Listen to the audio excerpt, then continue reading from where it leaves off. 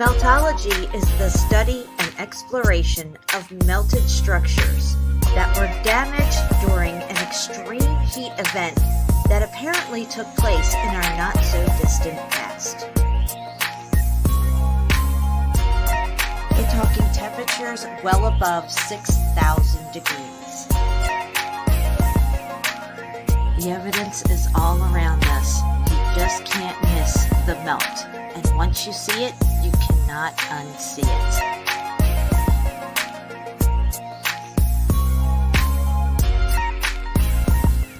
Once you see the melted bricks, you won't fall for their lame-ass tricks. Geologist, you're fired.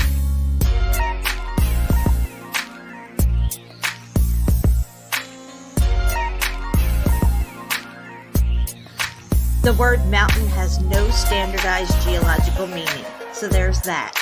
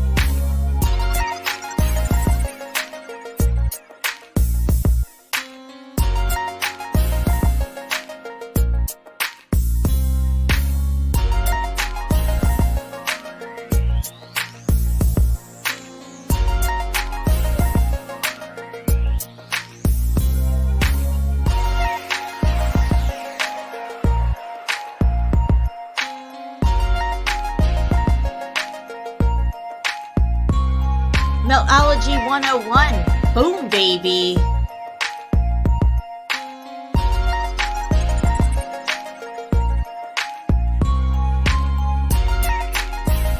Tardy glue buffet right here.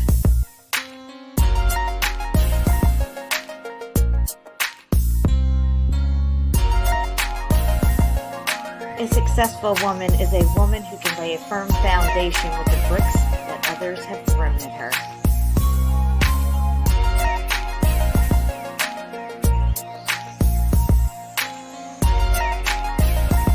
I don't have haters, I have fans in denial, baby.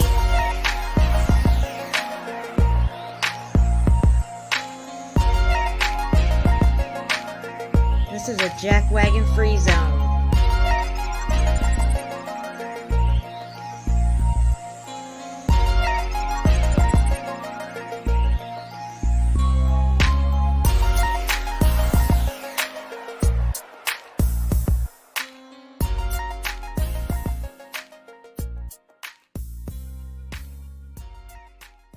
How many people were in the car when JFK was assassinated? Boom, baby. Told me it was all in my head, and I don't know what I'm talking about. According to Encyclopedia Britannica, mountains generally are understood to be larger than hills, but the term has no standardized geological meaning. Meltology 101, baby. Once you see the melted bricks, you won't fall for their lame-ass tricks.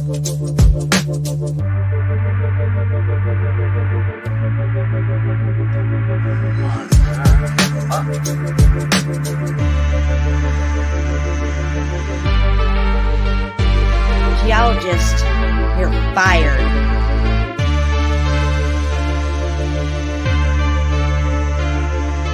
Told me it was all in my head, and I don't know what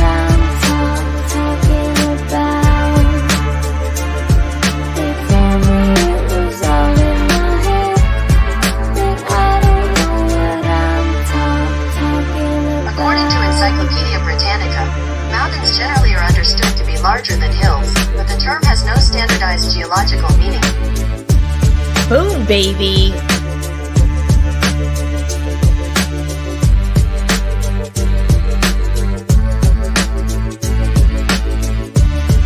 Just how many, quote, natural formations are really just extremely weathered, once extremely large stone-built structures? Maybe there are many stone granite hills, and even maybe mountains that dot our earth, which are grand structures of a forgotten people. Boom, baby.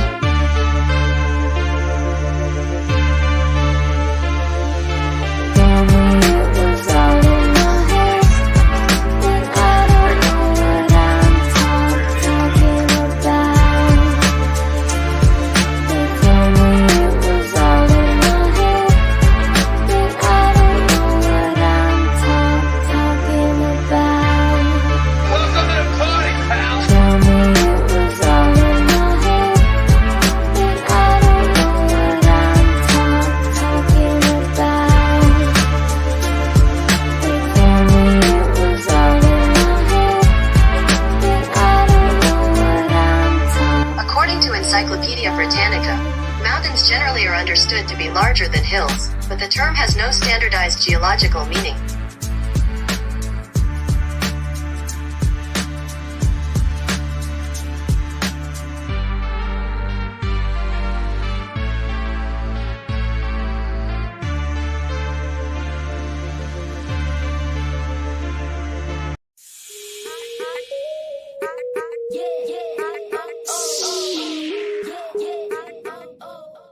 Can you guys hear me?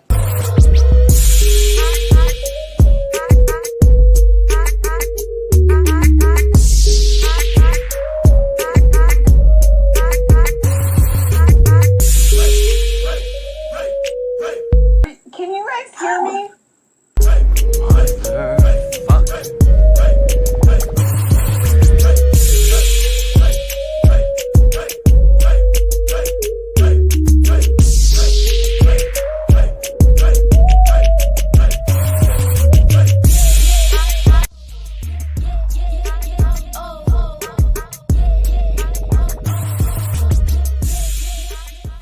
Motherfucker.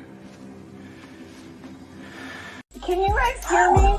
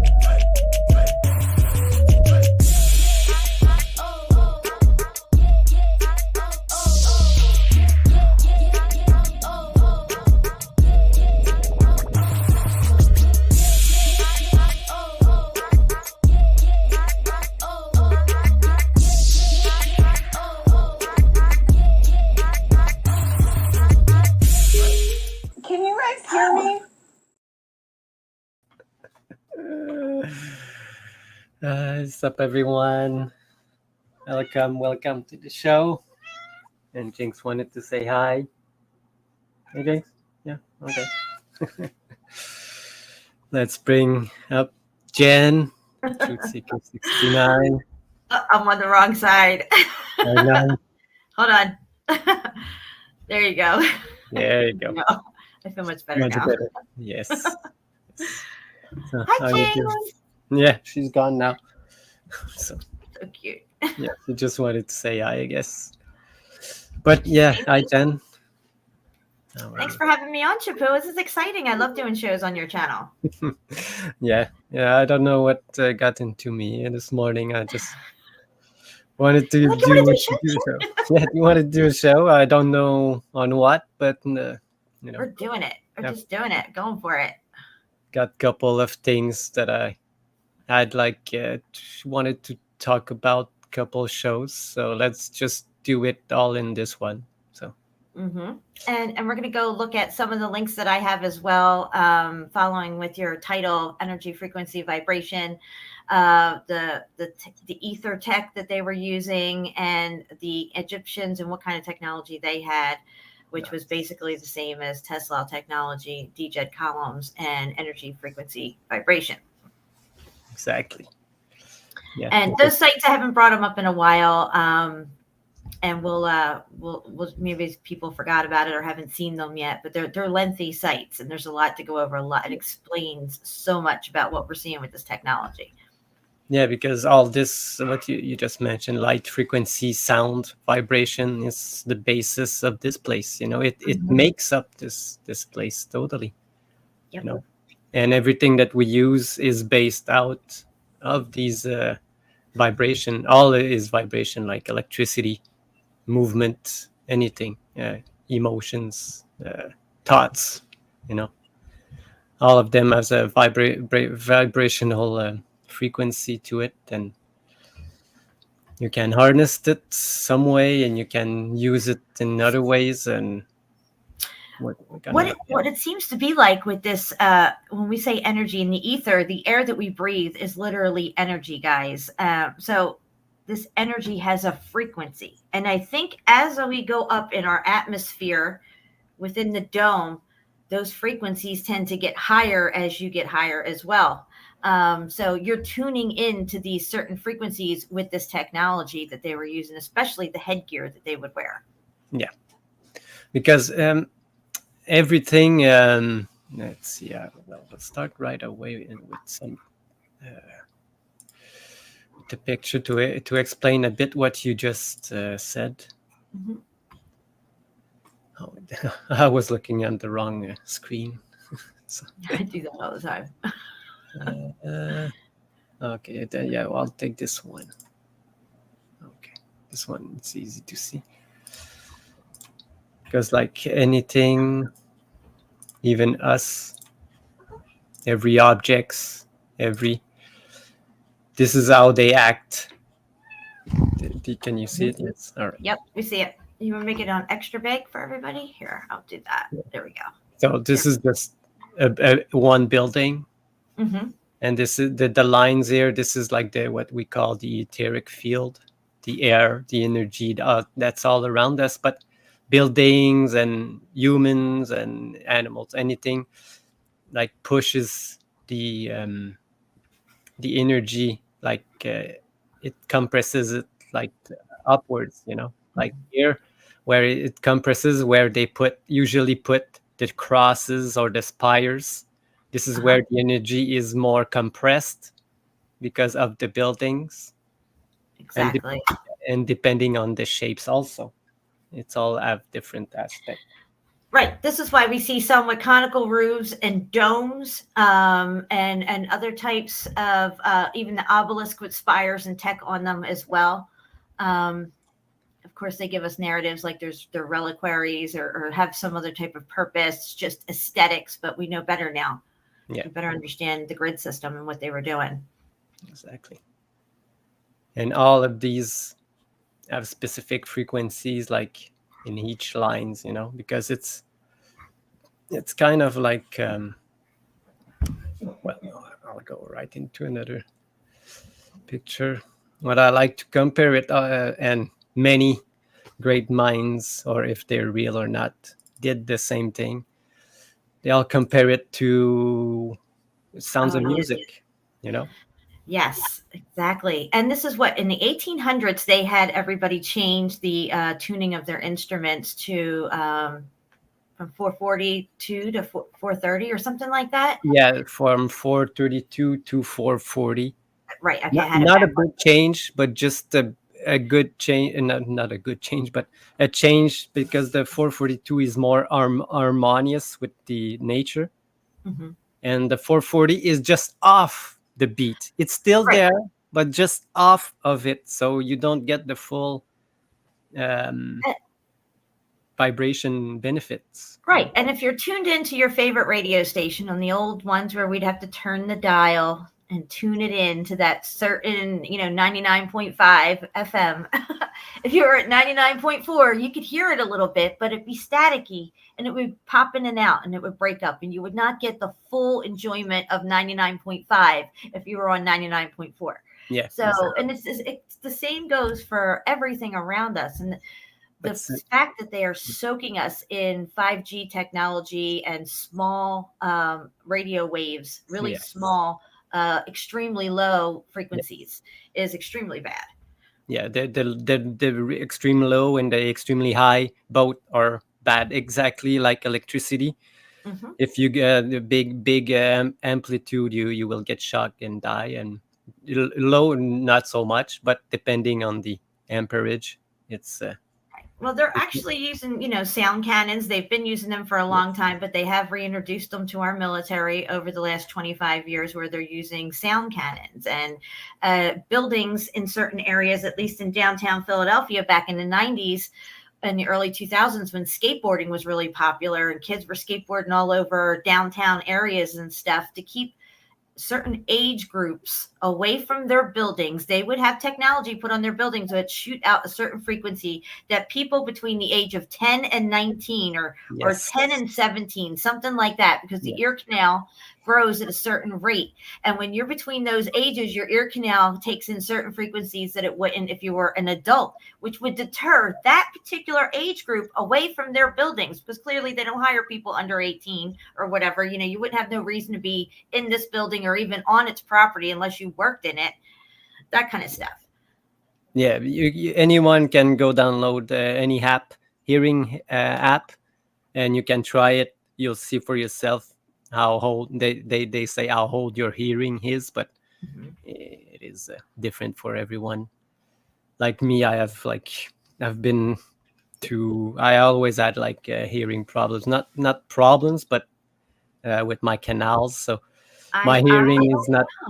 Yeah. I was always at an ear, nose, and throat specialist. I always had earaches. I had swimmer's ear. I had, the sinuses going down into the throat, the swollen glands, all that stuff. So I've always had, and right now, even my one eardrum is just messed up. I can't really hear very well out of this one ear. Yeah, and it's been that way for a long time. Yeah, me too, Jen. I see someone MIR said 440 bad vibes. It's not that it's bad. It's just it's that you don't have the full benefit. And since I tuned my instrument to 442, the music flows better. I don't know how to say it. I can play more stuff easily than when I used the previous 441. So for me, it made a big difference. But if it's harmful, not really, because it's super low or super high frequencies that are, Mm-hmm. it's when you showed that building a minute ago, which it helps us to better understand, what they were doing, especially in all the different countries, like in India and in China. In China, you have the pagodas. In India, you have the stupas, and all their temple layouts, which they are not temples. Now, we know they're not temples. They're not tombs. They're clearly components on this grid system that help them with their free energy grid system of whatever they had at the time. And each component had a certain frequency and a purpose, a functionality on that grid system. Yeah. And we're going to see that with all these different, it runs through every aspect of our lives, to tell you the truth. And even when we would see in the cathedrals, these elaborate organs and pipes that would pump out these certain frequencies and stuff. And what was all that to heal people, to generate some other kind of etheric energy within the atmosphere itself? I don't know, but I think it, we might not ever figure it out. I'm sure it was multifunctional for Yeah, sure. I think I was going to say it's all of that you mentioned. Right, All of right. it, for the to make it good in the atmosphere and for everyone, because that's how we are supposed to live, for the benefit for all, not just Hmm. the churches or the clergy like they do now, Right, right. Yeah, but not now, but what they do in the 1800s. So absolutely. yeah, I just wanted to show this because we always see these scales and stuff. Jinx, come on. And they say that music notes have only like 7 notes, but in between these 7 notes that you have these ones that makes a total of 12. And after each 12 like this, you can see like this is like the first wave, the second wave have multiple waves. Hmm.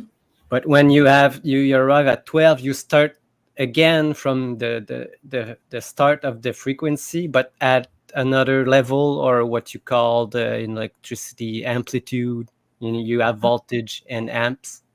And And we're going to voltage, talk about voltage and all this stuff in just a yeah, little bit, how it all plays together with the energy and the frequency, the because voltage, power. yeah, exactly, Jen. Because they like to separate things, compartmentalize things, but Yes, actually they all the same. they're all the Electricity, same. And we're going to sound, vibrations are all the And this same. is why they're telling us that these things that we're seeing called hieroglyphs in Egypt, that they're spiritual. They mean something about the gods or everlasting life and all this stuff. These things that they're holding in their hands, when actually that's not the case at all. These are actual electrical components that go together and create a device that allows them to, like we have a device in our hands and I can communicate with Chapu, no wires, all this stuff. They had wireless technology back then.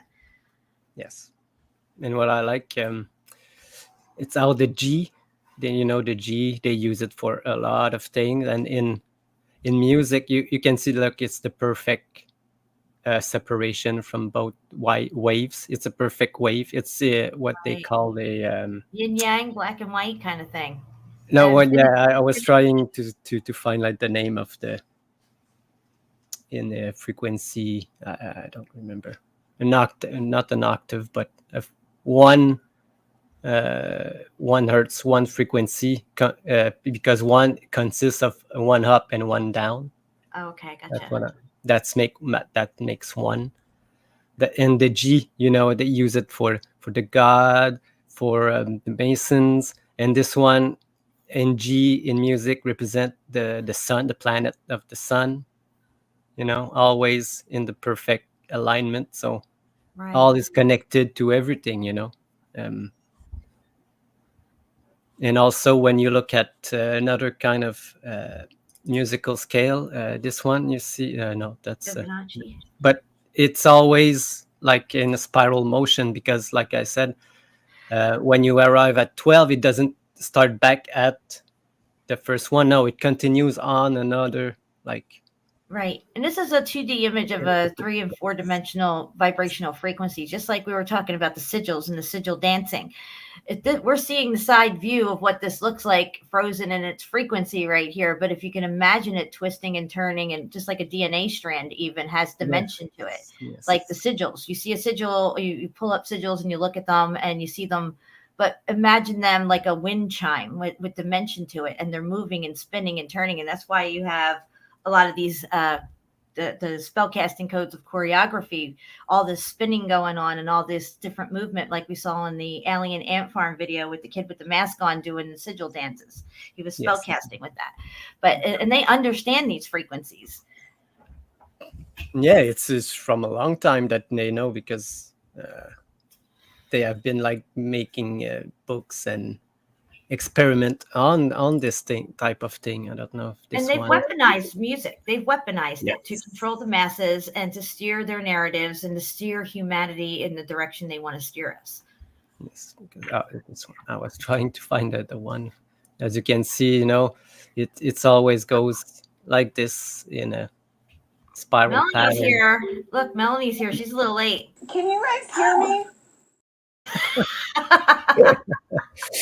You're a drop now, Melanie. Can you guys hear me? This one's funny. So yeah. This is one other way to look at it. Just superpose Oh, all I like over that one. each Yeah. other. It's the same thing as this, but all in one. Because it encompassate everything. Because this one is only like this one close up. If you should like zoom out, you should see the same thing over and over, like a fractal pattern. Right. Because there's infinite number of frequency and infinite numbers of lower frequency. But there we only got like Wow, that's a really cool picture. yeah, Go back to this that last picture. no this one. That one. Wow. Yeah. Look at that. Yeah, you can see that it goes infinitely. This is the 1 and then it's all spread out, always in the same constant. Because Yeah. it's a pattern. This reminds me of like even looking at an eye of a fly, how it's got that pattern on it. The everything is held together by frequency. Yes. Is that the one? No, it's not the one I was searching, because there's so many. Not this one. You see this the type of wave they do. These low waves, like frequency. There's not even like the lowest. These the frequency radio waves are okay for us. It depends on just on the length that you're exposed to it. If they are, I can't find the one I'm searching for. I'm sorry. It's okay. Take your time. A couple people who are a little late. I'm just saying, just a little late, but just late enough to be tardy. So we're gonna fix that. Don't be tardy for the party. You know who you are. Anyway, we gotta just look at this one, because this is like the frequency that we use here, like the one that we use, and this is like only what we can see of the frequency. The colors, actually, how we can see the colors are because of the frequency that reflect. And if you can see the next frequency over, you might be saying you see dead people. Yeah, something like that. Yeah. Because some people have that second sight, they call it, where they can see beyond the veil of scope of our vision, color range. Or people that see like what they call the aura, or depends on which type of I'm gonna say religion of. If you follow science, you're gonna call it the biofield, but if you follow like more natural ways, you're gonna call it either aura or the chi or the energy from your body.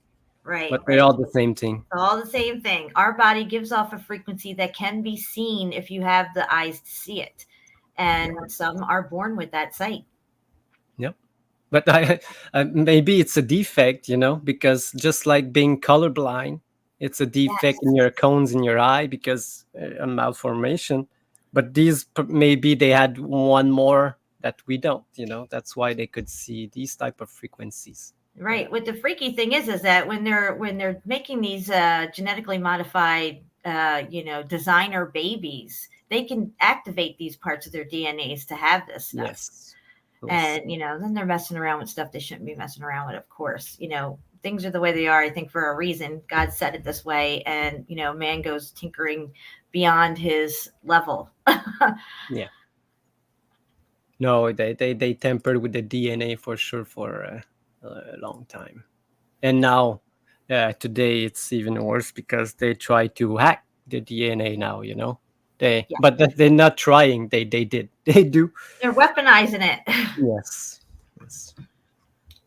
They did do it. But the way that we can overcome this is by taking control of our biofield and knowing that you have the control of your own body, for sure. But they will try to take control of you if you don't know that you can control your own biofield. Well, this is what they're trying to do with the poo-poos, if you will. Yes, exactly. To hack your biofield and then be able to program your biofield to whatever they want. Stage 3 stomach cancer, boom. Yeah. They want everybody slow, sick, and dying. And Yeah. ever since a few years ago, our medical field was making sure people were living longer. Things were, moving along. And now we've taken a giant leap backwards Yeah. as far as the medical field. But they've advanced on their end as far as, poo-pooing everybody that they can to be programmable. Yeah.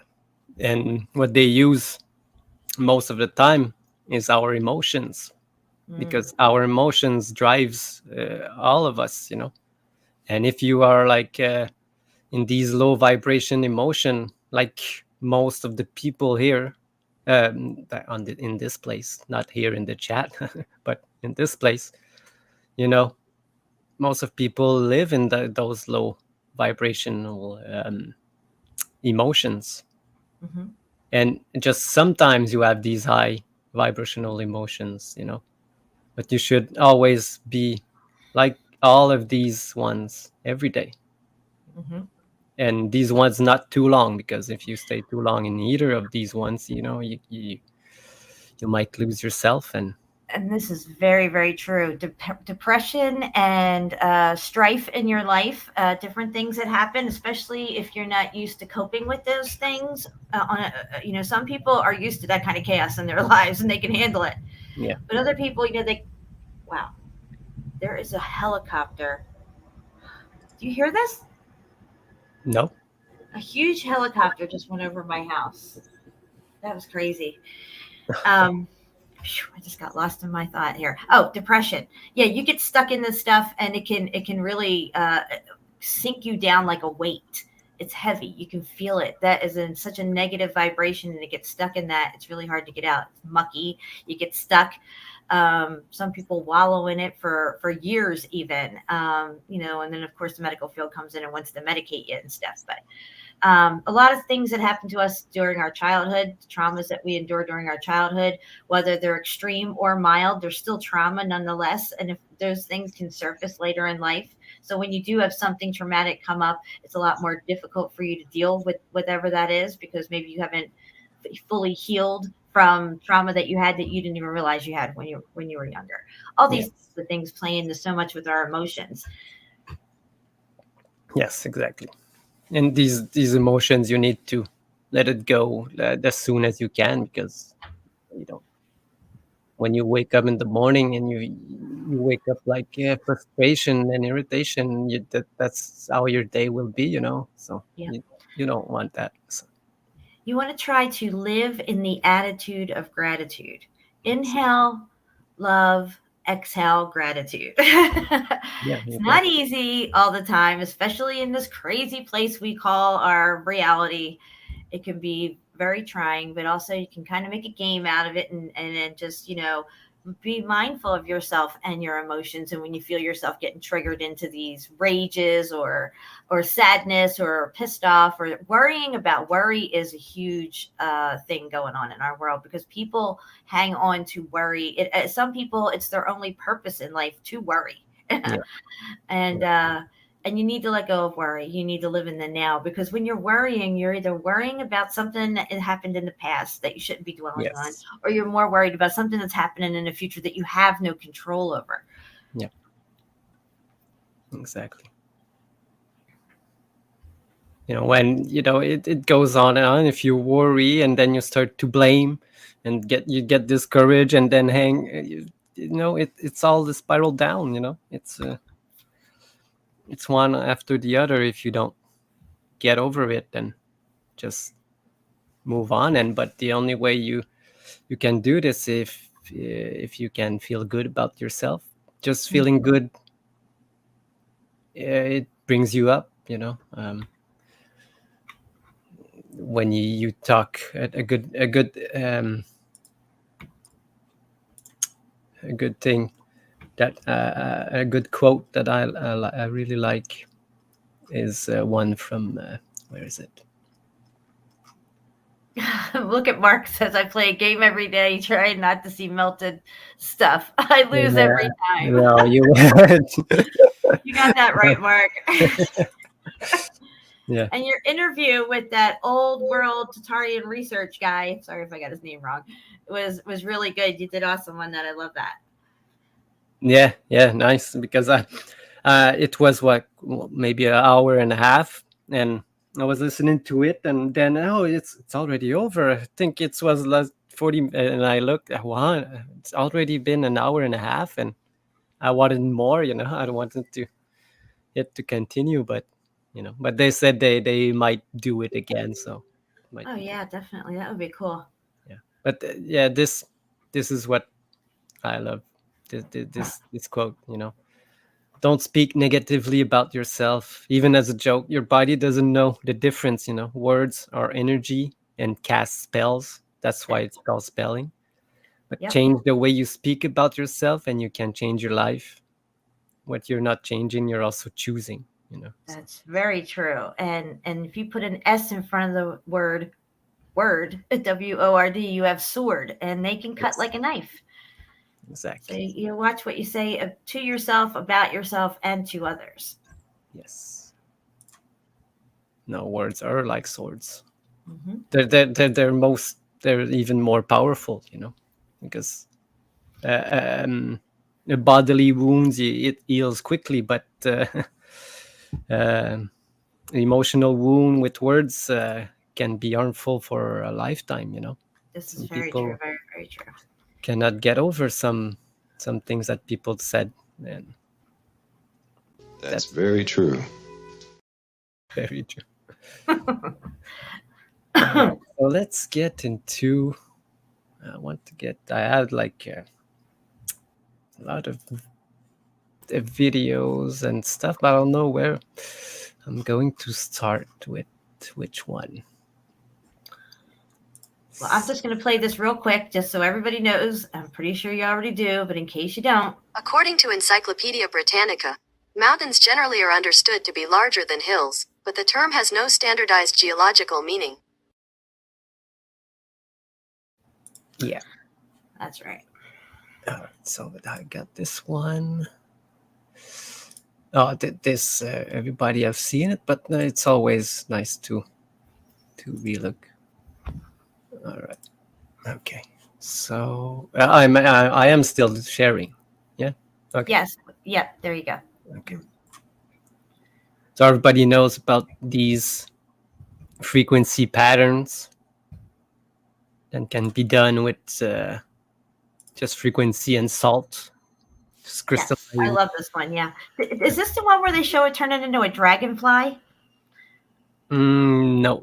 There was one that David Icke showed a while back, years ago. And one of the things was a tortoise shell it took the shape of, like a tortoise pattern, and then it turned into a dragonfly. Like it literally held the pattern with the wings and everything of a dragonfly. Yeah. It was crazy. Yeah, I think I've seen it. But these one are just like to show. It's just a short.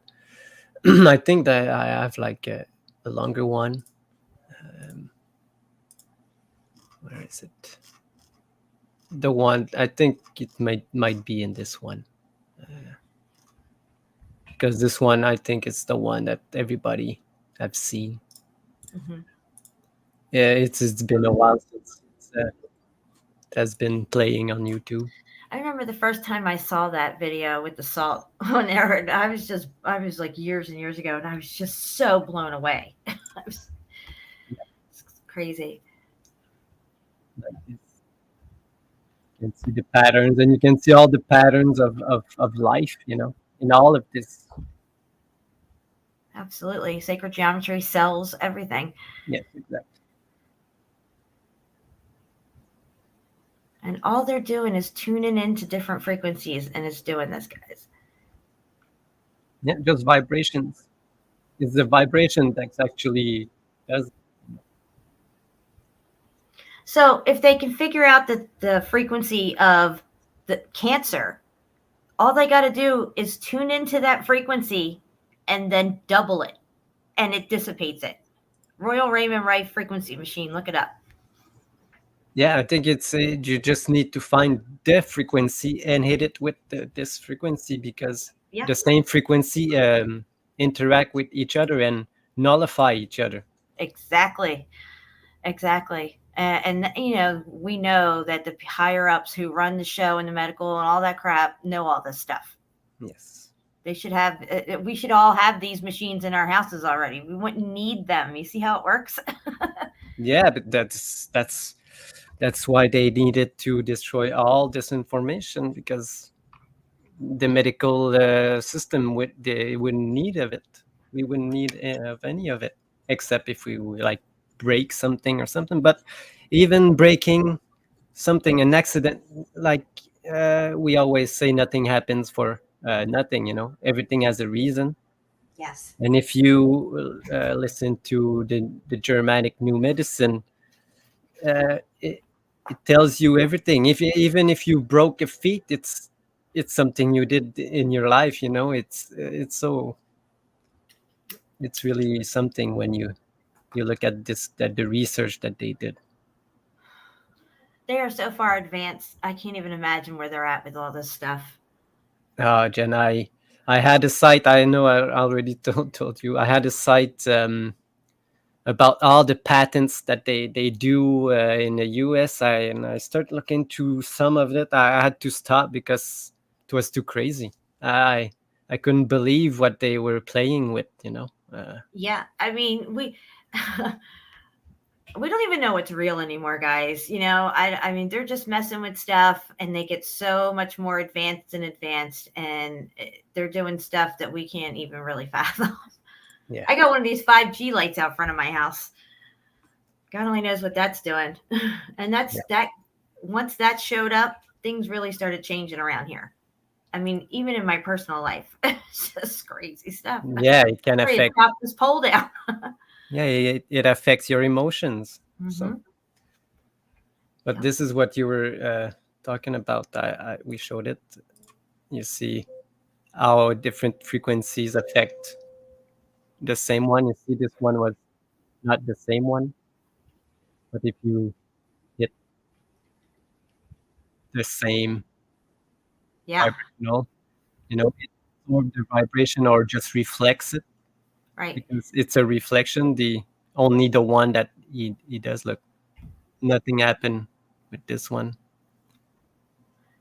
So he's using a different size. He's got to use the same size. Yes, exactly the same. This is why the obelisk, you see the obelisk, the same size in Egypt, on either side of what they say is a temple or a walkway.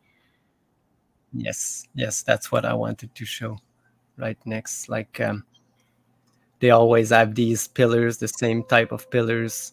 Mm-hmm. And I have this picture, you see. Oh, that's a good one, Chapeau. These two ones, they're the same thing, same size. They probably just communicated like with each other. Like same tech on top, everything. I wish we knew what was inside these balls. But do you see? Look, Jen, they got their power lines hooked up to these things, guys. Yes. Nothing to see here. And now look, let's just stay right there, Chapeau. These two things, I imagine in my head, wound up in a cemetery somewhere with Wilson slapped on the side of them. You see what I'm saying? Yeah. Because probably. they would have to take this stuff down and put and take it somewhere if they can't get rid of it all the way or whatever. Oh, where is it? I lost the tab that's still playing. Okay. But yeah, this is the type of stuff that we see in cemeteries. These type of obelistic type monuments with just a name slapped on the side of it. Oh, they're just so rich, and they only put their name on it, Wilson. Yeah, exactly. There's an overabundance of obelisks in graveyards, and standing columns with urns on top of them and stuff. Yep, that's right. This is the equivalent to a DJed column here at this tech right here. Yes, just like if you look at this. I love Skippy peanut butter. I'm a Skippy girl. Always have been. Yes, this right here, exactly. It's the same, guys. It's the same. Yeah. Like I said on the show with Martin, this coil, I think they represent, look, they have arrows. And this coil said that this thing is the same thing, and this thing is the same thing as a coil. Exactly. I think that's what they were representing. Now, they used a lot of symbolism in the old world, just like the Egyptians and stuff, just like when you see electronics, all the electronics have their own symbols, and they know which components go together. They didn't have to write all this down and say, well, this is this and blah, blah, blah. It was known. Yeah, exactly. It was known. And something that I just remark with the same thing, you know, these things, they're Yes. always both the same. The same, exactly. You know, you always need two of them, and probably when you connected to the thing in the back, they produce the energy. But if you retract it, they don't touch. There's no gap, so the energy stop. That's But right. if you put it back there, the energy start back again, and they communicate with each other, creating the energy, propagating all over the place to these metal things that is everywhere in those buildings, you know. Because they call it. Our friend from Japan's here. Oh, hi, Hame-chan. Candy. John, hello. I think you were a little late too. I just was saying you're a little late. I don't feel dirty.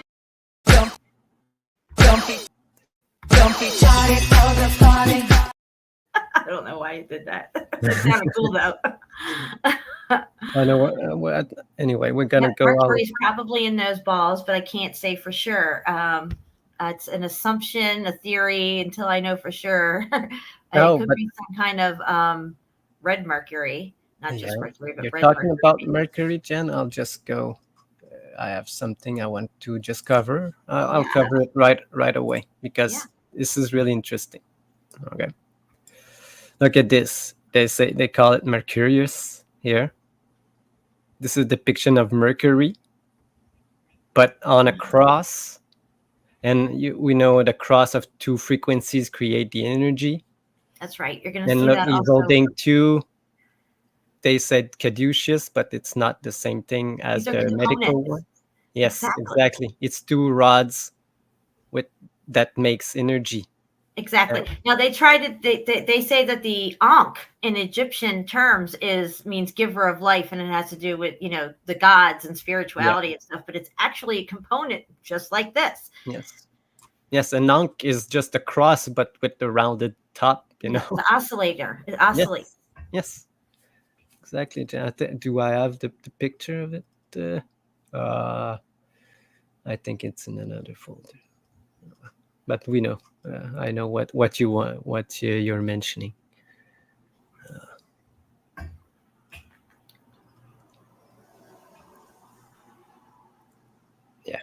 No, I don't have it. Okay. Yeah, red mercury and radium. They had radium everywhere back in the day, and somehow it just got lost to his story, tucked back away in a drawer somewhere. Yeah, because I think they couldn't explain how it works, so they had to get rid of it. But it's so simple. It works on itself. Exactly. See, they can't have that stuff. They can't have anything free. You can't put a price on free. You're not going to have people on the daily grind, rat race, wheel of life that we're on if everything is free and abundant. They don't want people living in happiness, high frequency, and abundance. No, like this.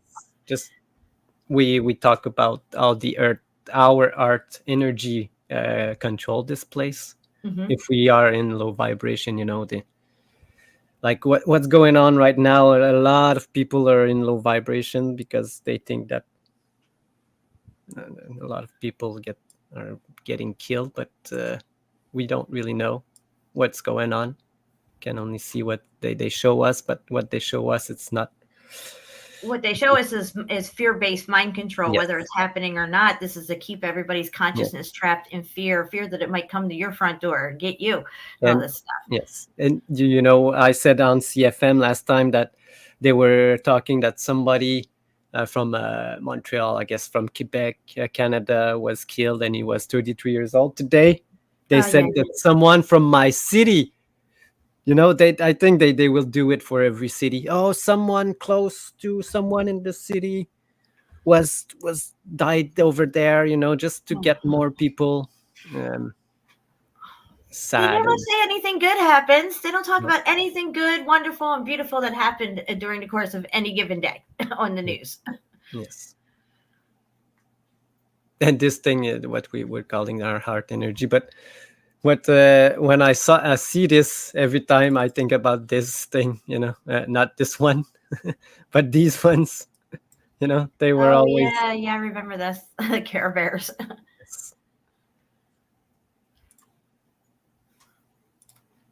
And doesn't what's his name, Iron Man, have that thing in the center of his chest too? Yeah, but look in this one. Look what they represent. It's money. He's Dollar just like, oh. signs instead of Yeah, heart. the Mandela affected dollar sign. Oh yeah. Yes. It's all his fault. Yep. Okay. I had something really interesting that we can look at. Mr. Beast is in the house. Annette is here. Angela, Melanie, Johnny Cool, Beyond, Langung. I hope I said that right. Messa Melt's in the house. Zal is here. What's up, everybody? Who else we got? Welcome everyone. I see CFM up earlier chatting. What's up, CFM? What's up, Jeannie? I know you guys are listening. Okay. Do you remember just has nothing to do with what I showed with the St. Elmo's fire, like on the ships, Yeah. Like this, it's open into like showing like the frequencies that are gathered around these points. But what I found interesting is that everything has it, but look on the broccoli. Wow. Over this is the same thing, even this. Broccoli. But it makes the same effect as St. Elmo's fire on masts of ships when they look into ultraviolet photography, I guess. Yeah, really interesting. That is very interesting. And our body and our hands are the same thing. The tip of our fingers produce the same effect. Right. But we cannot see it, Can you guys hear me?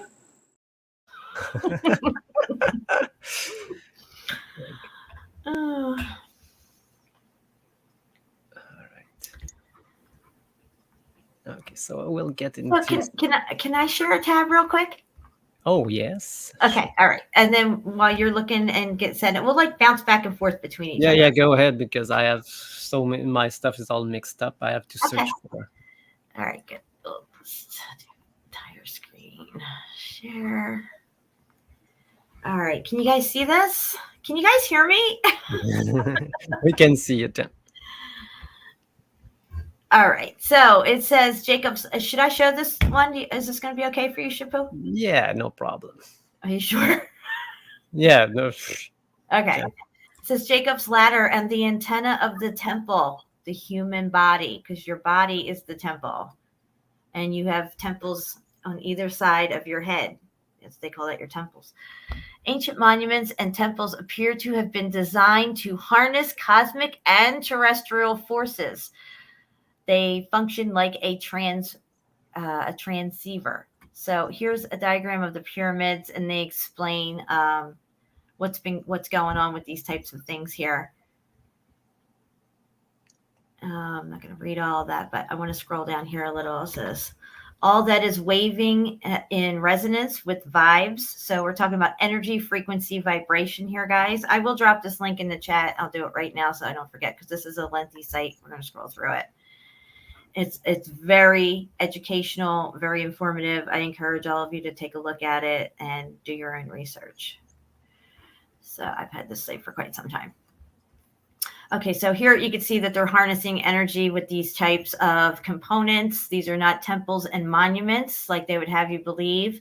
And we see a lot of these standing towers with the point conical roof on top, just like we see with pagodas, and they usually have windows going down them. These are resonant cavities that are through the center of these. So the cosmic energies of the heavens above are sometimes channeled into the buildings and megalithic structures of Earth using an antenna-like conical structure on an ancient religious architectural building like the stupa or pagoda, the mast slash these other names here is a conical structure that functions as the antenna of the building. Okay, so they're admitting here that they are harnessing energies into these buildings. These buildings are components, they're not actually temples. Here's a pagoda here with the diagram with the mast, has 9 rings on it, and then the pole goes straight down into the floor of the building and it gets grounded, and each level has a functionality here. And you can see, we see this tech everywhere with stupas, also down in cemeteries. This is one that's on the ground instead of on top of a building here, just like we would see in our cemeteries. There's an overabundance of obelisks and monuments in our cemeteries. It says the mast of the stupa, which represents the cosmic axis, functions like an antenna that channels the ether energy from the heavens into the earth. The heavens are represented by the chakra umbrella that are on the mast. So each level of this technology is tuning into the frequency of the ether. Just depends on which level you're tuning into here. As you can see here in the diagram of the flat earth with the axis mundi in the center, which would be the camp of the saints in our opinion. And also below us, which we covered before, which are the 9 circles of hell. It's very interesting. They have this looking like a coil coming down here, like a Tesla coil. Yep. And here's the keystone of the structure. Now, I think the Masons always have keystones in their structures. It says the keystone of the structure, which is the mass of the stupa or the axis mundi of the building, is like the spine of the temple's body, and that goes for our spine as well, because we are actually harnessing this energy, and there's tech that you could wear on your head that they wore in the old world to raise the vibrational frequency of their bodies and actually be able to possibly astro travel or teleport to different locations, or ride their magic carpets. We drive cars today. They drove carpets. The pagodas of the Far East, which were developed from the stupas, often have a central pillar built into the center of the structure. These pillars are like the spine of the human body, are able to bend in order to absorb the natural forces acting upon the building. So also these structures are meant to last a long time, the way they were built as well. While they're harnessing this energy, they were built to last the test of time. This is why a lot of them are still around, and we see these temples nowadays. Of course, they're muffed up, melted, and baroque, most of them. But every once in a while, some of them get activated, and you see a beam of light shooting at them. Okay, so we're going to scroll down here just a little bit more. It says, just as Jacob saw angels ascending and descending from the gates of heaven, Jacob's ladder, symbol of the human backbone, also sends messengers, electrical impulses from the gate of heaven to the earth and the body. So this frequency is ascending and descending as well, and it can come right into us. I think they have us capped off from these energies. Once we're walking on cement and asphalt all the time, so they're breaking our connection to the earth with these rubber soles that we're wearing, and also possibly the chemtrailing that they're doing to reflect or subside any energies that are coming down from the heavens to us that we will be able to pick up on. Surrounding us with these 5G low frequency towers also plays a part in this as well. So here's the DJED column. You're going to see this. We're going to talk about this in just a minute, how this technology works. It says Jacob's ladder is the spine, axis mundi of the earth and the human bodies of the Israelites and the Gentiles, followers of Christ, who yield their vessels to the influence of the Spirit of the Most High God. I am, according to Scripture. God does not dwell in the temples made by the hands of man, but his church is the human body of those same Israelites and Gentiles who yield their will to his, and Christ is the cornerstone of the temple. Ephesians 2:20. So you can read that as well, because it says it right there. Also, the apostles asked Jesus, "How are you doing all this? How are you walking on water? How are you healing the sick? And how are you raising the dead?" And Jesus said, "Everything I can do, you can do. Let thy mind's eye be single, your body will be full of light." And he was explaining how to get to these higher frequencies and to utilize them. That you can heal yourself, you can heal others, you can walk on water. You don't even have to have a car. There's no need for cars. Yeah. Okay, so however, for the pagans, temples and the bodies of those who yield their minds to the Antichrist. So you can see that how we're being bombarded by negative frequencies. We're being bombarded by the Antichrist frequency now, and that seems to be taking over. It's tuned more into that frequency, if you will, where we're at right now in this particular timeline.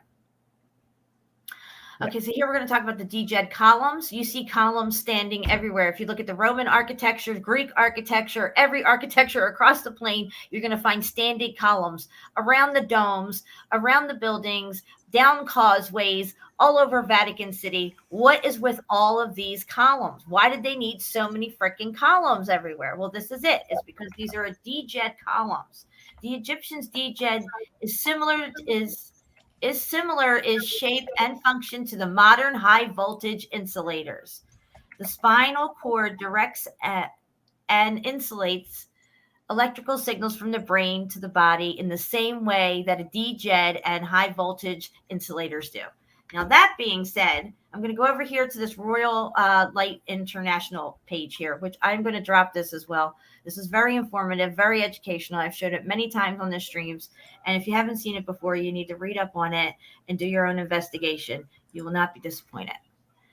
I'm going to explain to you what this Ankh is. The Ankh is both scientific and spiritual. Find out why.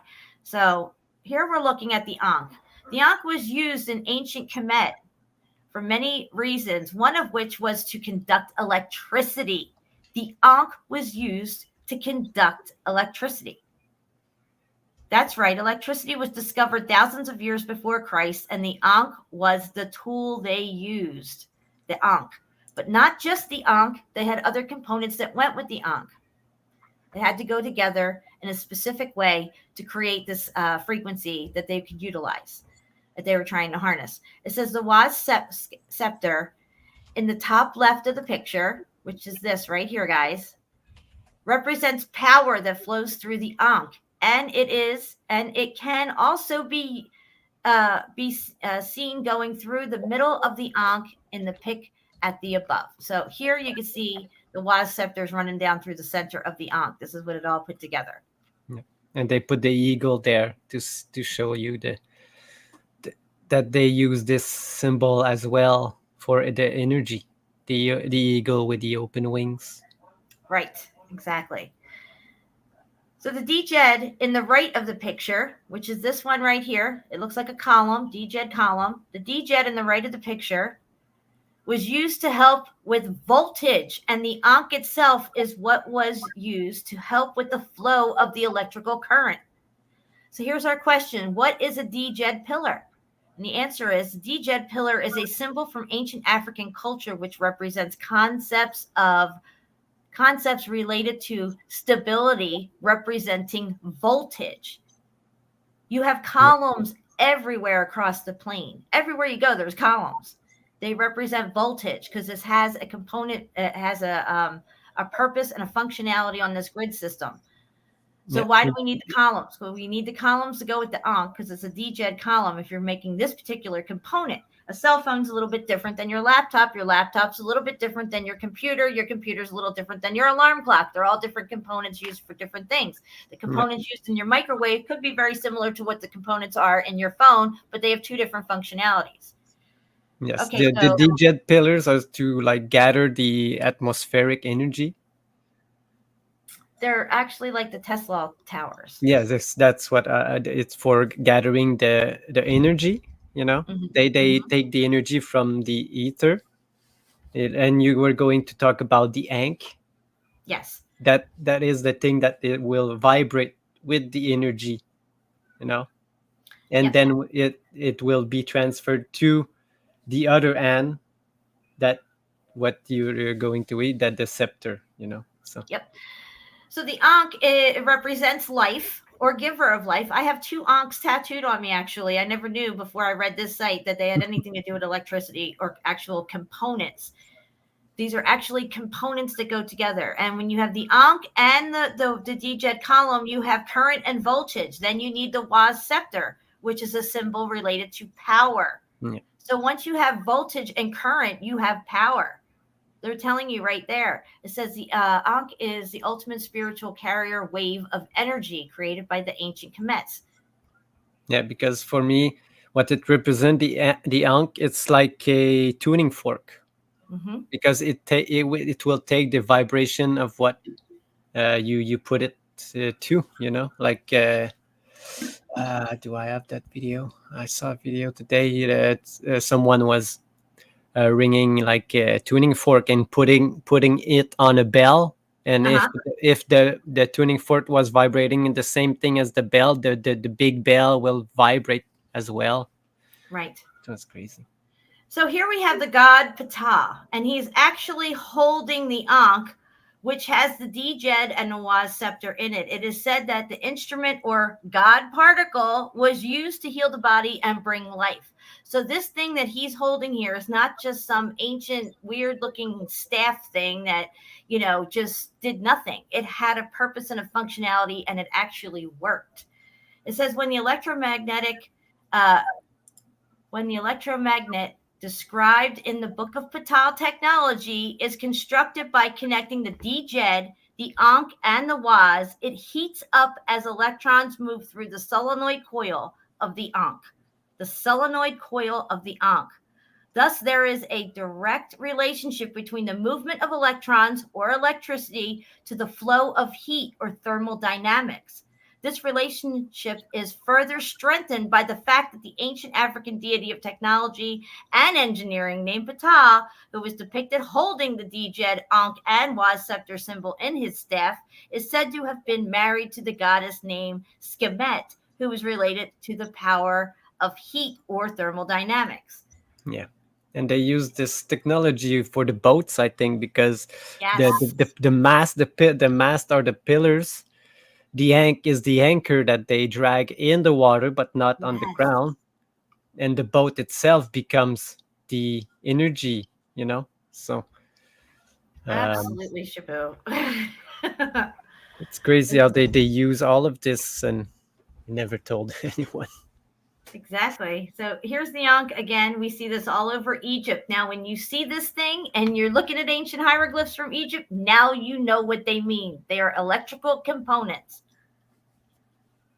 Yes.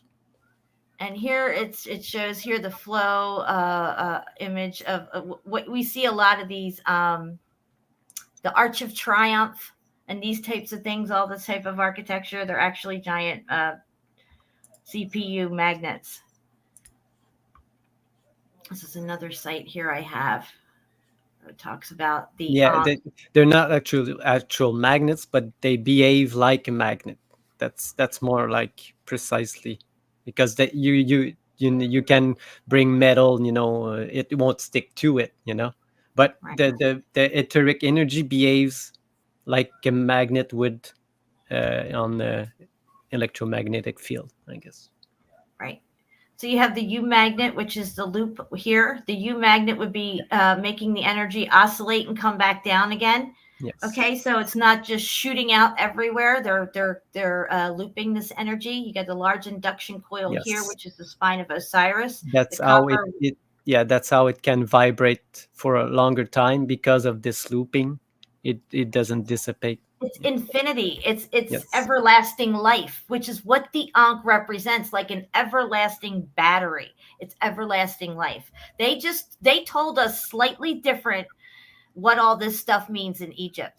Oh, the Ankh means giver of life. It means life, eternal life. It means that in the sense of electronics. Like your laptop will never have to be plugged in. It has everlasting battery life if you got an Ankh on it. You see what I'm saying? Exactly. They're having us thinking it has to do with spirituality, and they walked around with these things in their hands because they were just like demigods, and these are cool gold things that they carried or something. No, Here it is right here. This is the Tesla one, Nikola Oscillator. Tesla electric oscillator. Yeah. Just like the Ankh and the DJED column. He's got the same components in there. And you see how it's shaped. I'm gonna show something similar. How it shaped this. How the. Do you want me to come off screen share, or are you going to show it? Oh no, you can continue, Jen. Okay. I'll show it afterwards. So the DJED is another ancient Egyptian symbol, commonly represents a pillar that attracted the attention of researchers exploring ancient electromagnetic technologies. And like I say, these columns are everywhere in Egypt. You can find them all over the place, even today in your cities, different buildings, all over the old buildings and stuff. DJED or battery is made of placing two dissimilar metals on either side of a piece of papyrus, soaking it in salt water or acid. Greater power for what's that? Oh, if you go up a little bit, and you see go back down where the same paragraph you were, but look at what they are looking like. This is a battery. How they make an old battery, copper, paper, and zinc. But this looks like every building. Brick building, Jen, with bricks, and then a layer of concrete, brick, a layer of concrete, brick. You see? This is very true. Passing voltage through all sorts of metals experiments using these batteries were able to produce many chemical reactions and split molecules like water into hydrogen and oxygen. Egyptologists have long suspected the use of direct current in Egypt by many examples of electroplating jewelry. They suspected it, but they know it. They know what they were using, and they cannot let anybody else know what they were using. So they have these symbols be just related to. Yeah, we've been saying this for since the beginning, that they needed this electricity to gold plate any jewelry that anyone has. That's right. And they don't say that they had energy. So. How did they do or it? They'll make it like, well, they had it, but it was so minute. It was maybe just enough to get that one necklace electroplated. So this in Dendera, I believe this is where this is. This particular relief makes a lot more sense now. Reading what we've read, what these components were actually for. And of course, the buildings themselves, we see them everywhere across the plain, hidden in plain sight. They call them mountains now, even. Let me see what else. The megalithic structures, same thing with them, with the obelisks. And here, again, you can see how the Temple of Apollo in Delphi is set up exactly like components on a computer grid system. So these are not temples. They've lied to us. These are not temples. These are actually destroyed computer components. The grid system fried. Yeah. But they'll slap a plaque on it, give it its narrative, walk away, and that's it. Aerial photo of Persepolis, Iran. Because people didn't live in these things. They live all around it because this thing was powering the electric grid around for the cities. That's right. That's why they don't have like houses or anything, because nobody was there. Right. Nobody lived in these things. No. Oh, they're just temples we worship. We put the linga stone. We pour milk over it and put flower buds all over it every day. That's what they were doing. They were worshiping a linga stone. Give me a break. Are you kidding me? Okay. Look at all the columns, guys. A lot of them are down. They're destroyed, but you can still make a lot of standing columns out. And not only, if you notice here, here's a square temple lined with columns, but also inside the temple is lined with columns as well. Just like this one here, the square temple, lined with columns on the inside. What do they need all that for? Yeah. Same with the computer. Yeah. This place with the columns and all, it could have been like all closed up with the columns, creating like energy and reverberation inside the temple. Yeah, definitely. There was roofs and everything, but you can see that there's columns in here. There's just a lot of the Egyptian supposed temples are just littered with columns everywhere. It's here we can just see just like any power plant you see today, nobody lives in those power plants, but people go there to work, to put stuff in. But at that time, probably once it's built, you don't need people working anymore, so. Right, exactly. Since the layout of these three main pyramids in Teotihuacan incredibly resemble the modern-day circuit board with processors. This detail is unique to Teotihuacan, and like many other details, can only be appreciated from the sky. Placement of these ancient monuments was not random. Mathematical, geometrical, and geographical influences are obvious. Yeah.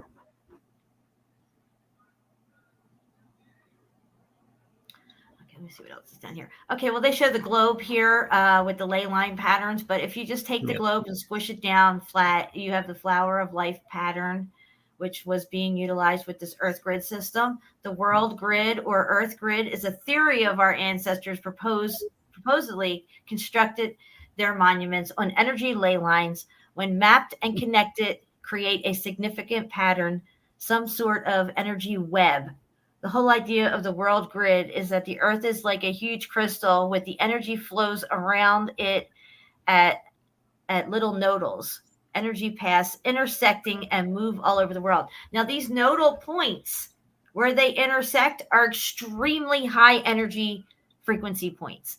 If you notice, this one right here is right where the Bermuda Triangle is. This one here, I'm circling. It looks like it says 18 on it right here. Bermuda Triangle right here. Okay, where you have these key nodal points, there's extremely high energy happening there, and there may even be beyond the veil type things happening there.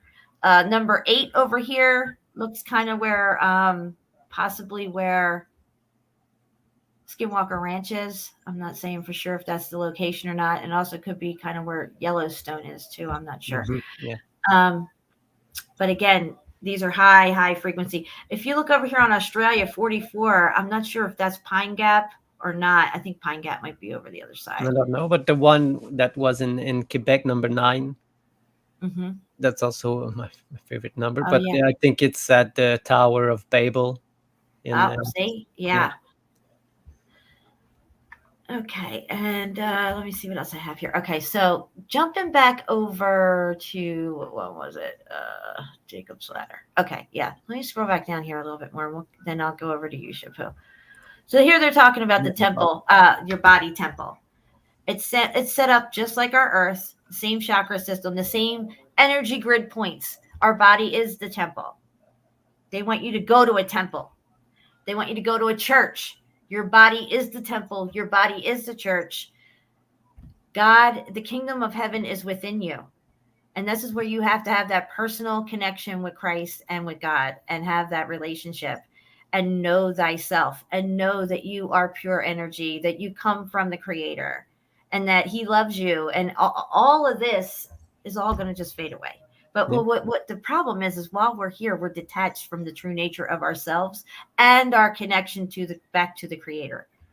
Yeah, because your body is communicating back and forth with the etheric field. That is everything. That is everywhere. That is omnipresent.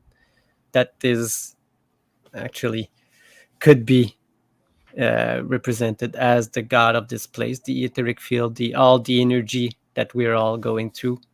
And I think it's made from us. And also what I'm going to talk later, how in geology they say the electromagnetics of the earth is made by the metal core that's rotating, and this is the energy field of the earth. But what is really going on here in Meltology and in truly what is really going on, it's all the water currents that go in underground that are connecting and intersecting and moving and creating all this energy down there and propagating to what called the bricks, the sand, everything. That's really where the energy comes from. That's right. So here we're moving down into some of the temples here. They call them temples. But here you can clearly see that they have a statue sitting inside one of these stupas with the tech on top. What was that? Was that a healing chamber? Yeah. Was that, say you're going to go visit your friend who lives across the plain, and it's kind of like a telephone booth. You get in here, you sit down, you go into your meditative state, you hook up your vibrational frequency to the ether frequency, and you can astro travel to your friend in Quebec and hang out for a while. All the while your body is here safe within this contained space of energy. Yeah. That's what it looks like to me. Why would they show people sitting inside these? You know? Yeah. It's our earthly plane right here. You got the zenith, which is Polaris. You got the sun and the moon and the primordial oceans below us. Yep. This is the dome up here, I guess. And as we get down here a little bit more, it gets into the tech of particles and stuff. Yeah.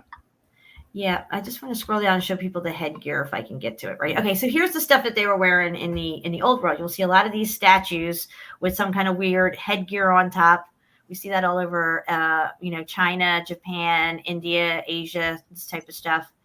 And they didn't wear crowns. They wore this type of headgear, which was tuned to a certain frequency of the ether, etheric energy, same as the pagodas.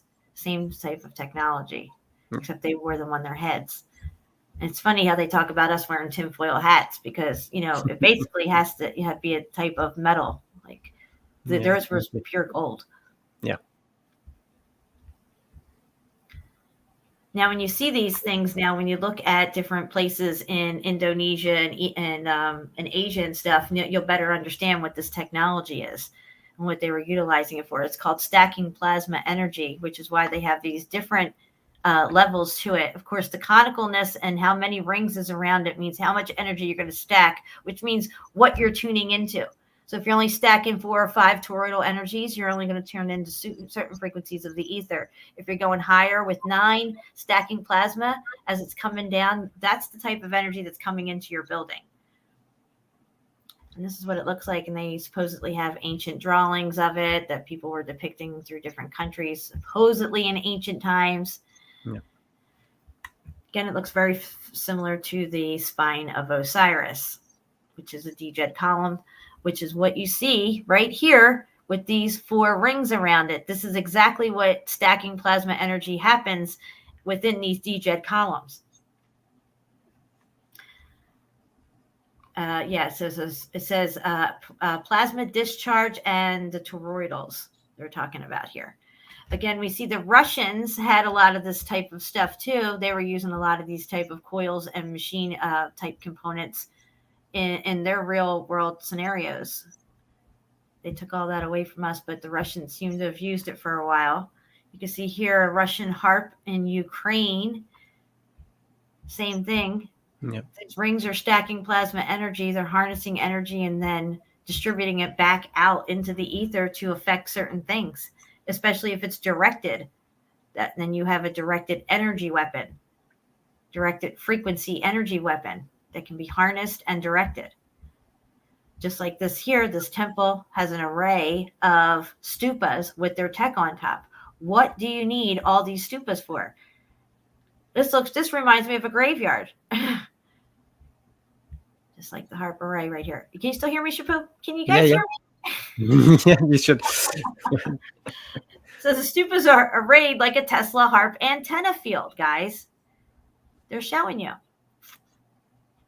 Yep. Now we better understand what we're looking at. We better understand the functionality of these things and understand that this pagoda is not some high-rise apartment building from the old world. And it is certainly not a temple. It is tech that had a functionality just like this Tesla tower right here next to it. Yeah. But, maybe temple, that's what it meant. And we changed the meaning of this, because... Temple towers, they're calling them. I think they should be called energy towers. Yeah. The temple thing, the temple connotation comes with the idea of worship and repetitiveness. Like, you have to go to this temple, you have to worship. This is what they did, and they're structuring people around worshiping buildings of some sort. You know what I mean? Instead of fully understanding the true power and functionality of what these things were.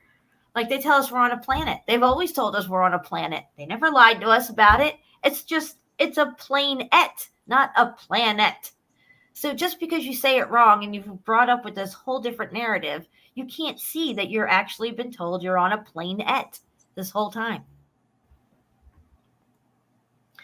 Here you can see 2 Tesla coils, 260 feet apart with a house in the middle, and they go 10 stories up. So we're stacking 1, 2, 3, 4, 5, 6, 7, 8, 9, and this will be the 10th one up here, 10 stories of stacking plasma energy through this field. Between these 2 coils, this is where the magic happens, right here in the center. Between the 2 fields where they meet, that's where things work, turn on, and levitate. I will show you over here. It says right here, if I can move this over, hang on one second, guys. Let me see if I can just, okay, slide it over a little. There it goes. It says, between the avenues of the Sphinx stood 2 generators, A and B. A is sending and B is receiving. Between these 2 antennas, a solitron or vortex field is generated. It is on the field that the heavy building blocks were carried, according to this narrative.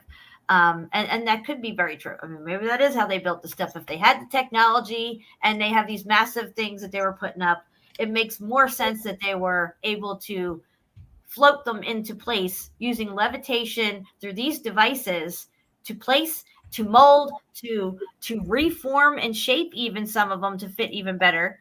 Not just necessarily always exactly X factor event, but in some sites you can see that they're massive constructions. So where's all the machinery that they use? This is the whole big thing about, like, well, how did they make all this stuff?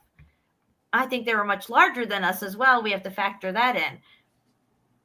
Yep. Here you can see a picture of the DJED column within the Ankh right there. This one is made of jade and probably has a metal within it as well. But I'm going to give it back to you, Shapu. I just wanted to, and I'll drop these links in the chat for sure. Yeah, no, everything can be harnessed because everything here is energy, like just wind, just movement is energy. You just need to have the tool to harness it, and the easiest tool is just but metal. They never let you know that you have this connection to it. It's like you never use it. It just it atrophies. You know what I mean? You get too wrapped up in your.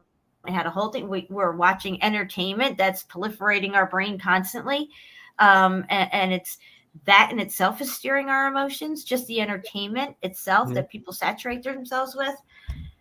Exactly. To try to explain to somebody, I mean, of course, I don't even know how to do this stuff. I am getting a better handle on my emotions, but this is next level stuff that we should have all been taught from birth. This would be a completely different world. Yeah, exactly. And I think all of this has to do also with our own energy when you use these things like the crown or the helmet or because you need to concentrate your own energy also. Your thoughts are also some kind of frequency waves. That is energy also. But I wanted to. I lost what I wanted to show, but got all into that. But I have so many stuff. I dropped all the links, guys, that I was showing on this presentation so far. So what is this? I'll go. This is just how. Wait. Sorry. Wow, it's not letting me drop the Jacob's Ladder link. No, don't. I think you cannot do this link now anymore. Okay. Huh. Yeah, it's a dangerous link. Right? Because they don't want you guys to know this stuff. Yeah, I got hit for making this link. So this is kind of how etheric energy works, because this is the grounding and the atmosphere, ionosphere. Mhm. Then we talk about the buildings going up. These buildings were built to the heavens. It even says it in the Bible. It talks about it in the book of the Nephilim. There's some type of book of Nephilim out where they also talk about the cities being built. Yeah. Massive cities to the heavens. You see, this is what I was talking about, how to compress the etheric field, every objects, everything, and then it interacts with the energy. Like this is like a column, and it because it is narrow and really high, it really compresses, and also the pointy tip helps, because the pointy tip just touches with the first layer of the field. Just like the mast of the ship. Yes. Is catching it. Let's see if I drop it in here. All right, I dropped it in the chat on the YouTube side, guys. I think that'll work. Yeah. Not and here, this is just a thing to harness the energy. If somebody want to add this link also, I'll just put it. It's really interesting, because energy is everywhere. We just need the tool to harness it, and the most easiest tool to have now today is just coils of anything. Any metal coil can do the job, but mostly gold or copper, or copper. They took all the gold and copper. A lot of the copper domes are down. They left some up, yes. The gold's down from the domes. It's Baroque. Doesn't work anymore, these components. We utilize them for government buildings and all this public school stuff and libraries and palatial estates and stuff like that. But so they got rid of a lot of the gold. I mean, look at Palace of Versailles. That thing's covered in gold. Yeah. That was not meant to be lived in. This is why there's no bathrooms. It's a component on the grid system. Yes, exactly. And remember, I showed them. Where is my picture of this thing? Okay, remember this thing? How these? Do you see it, Jen? Yes. Oh, this is cool. I remember this picture. Yes. Yeah, you see that the water is like moving around it. Yep, spiraling like a DNA. Yes. Yes, but the reason it does this, because this generates electromagnetic field. This thing that we see with the DJed columns in it. Yes. Yeah, the DJed column and the crown. Right, now let's just pause there for a second. Take a good look at these columns and think of your graveyards in your area and how many columns, just columns, not even obelisks or anything else. Columns with urns on them, columns with nothing on top of them, columns in the center of your graveyard that's on a turnaround. They're everywhere in graveyards. Yeah. Yeah, I see a comment from our reality. They use very high water towers. Well, there's a problem with this, because after 10 meters, I think, there's no more pressure. It's a weird thing. You can go check it out on YouTube. You'll see a lot of experiment about it. But yeah, I want to show this because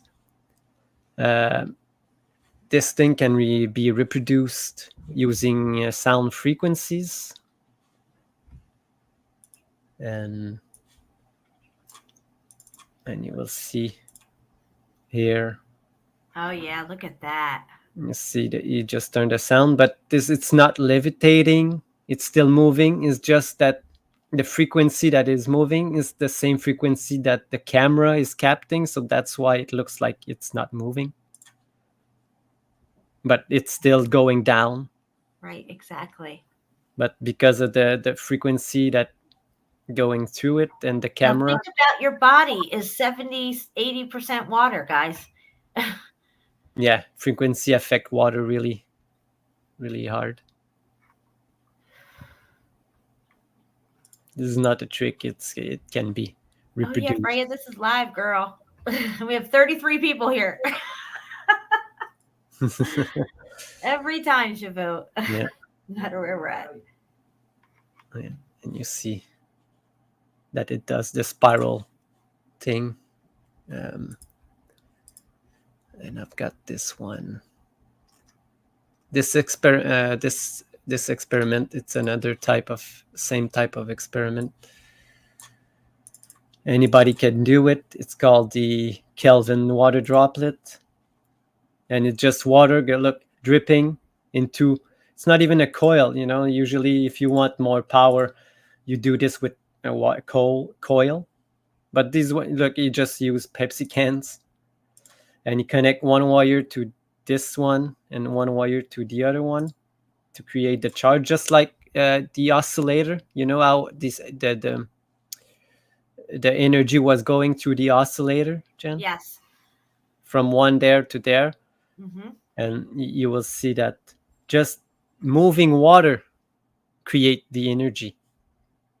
So if hair is like also a capacitor like this, just movement can. And look, it doesn't even have like where you can like it a lab, some lab have coils and just coil balls. This is why we're getting thunder and lightning during a thunderstorm. Look, yes, look, it creates just a charge each like maybe a couple seconds. Yeah, I see it. Because it's alternative current, not direct current, so there's a gap. You need to have like my taser. Kind of, yeah. But alternating current means that it's not constant. You need like something to gather the energy and then release it to have like a constant current. But this experiment can be done like in many ways. You can see. And these bottle caps are aluminum, aren't they? Just any type of metal would have worked because it's a good conductor of electricity. But the best one is gold and copper, silver as well. Now, the reason they used a lot of gold during the building out of the grid system, especially on the domes, is because it does not corrode. It's the best. It's the one of the go-to things for electronics, for especially if you're having this on the outside of your building component, which would have to deal with weather. Yes, but silver is the best, but it corrodes so easily that it's not usable. Right. So this is the same type of experiment, but closer up, and you can see the electromagnetic field around when the water drops and when the current is created. You see these waves. This is the gap. You see now, current, and then it settles down. The current, and then it settles down. And you just showed that other video recently of the water coming down with electricity through the two shower heads the guy was using. Yeah, this is the same type of experiment, but just closer. Just a closer look, just to show that it creates a magnetic field around the. It's not that one, no. But it's just water pouring through metal. Right. Metal, not even a coil, just a rounded parts. But look, and he used chains for wire. But you can see that the water is attracted to the electromagnetic field around the chains. Look, you can clearly see. I don't know. Yes, transformers, the cathedrals, cathodes and anodes, processors, transistors, resonators, all that stuff. Yeah, and all of this that you mentioned can be created with water, Jen. You can make a capacitor with water by putting 2 vials filled with water and salt, and put it together, and you have a capacitor, because one liquid and another one, just like some buildings were built like this, one building surround another one. I don't know how to really say the words in English, so I'm so sorry. It's all good. But the one that I showed you, I think it's from a big channel. I don't know if I could really show that one. Maybe just parts of it, because they use like a high-tech setup. Oh, I don't have it in my link. Can you guys hear me? Yes, Melanie, we hear you. You need to upgrade your flip phone to a better flip phone at least. Look on eBay or something, you'll find something. Amazon might have it. I had like another one. Where is it? Okay. Yeah, and you were talking about we are mostly water, and Yeah. let's see that frequency in water, really. Yeah, the music they use in this is good too. Yeah.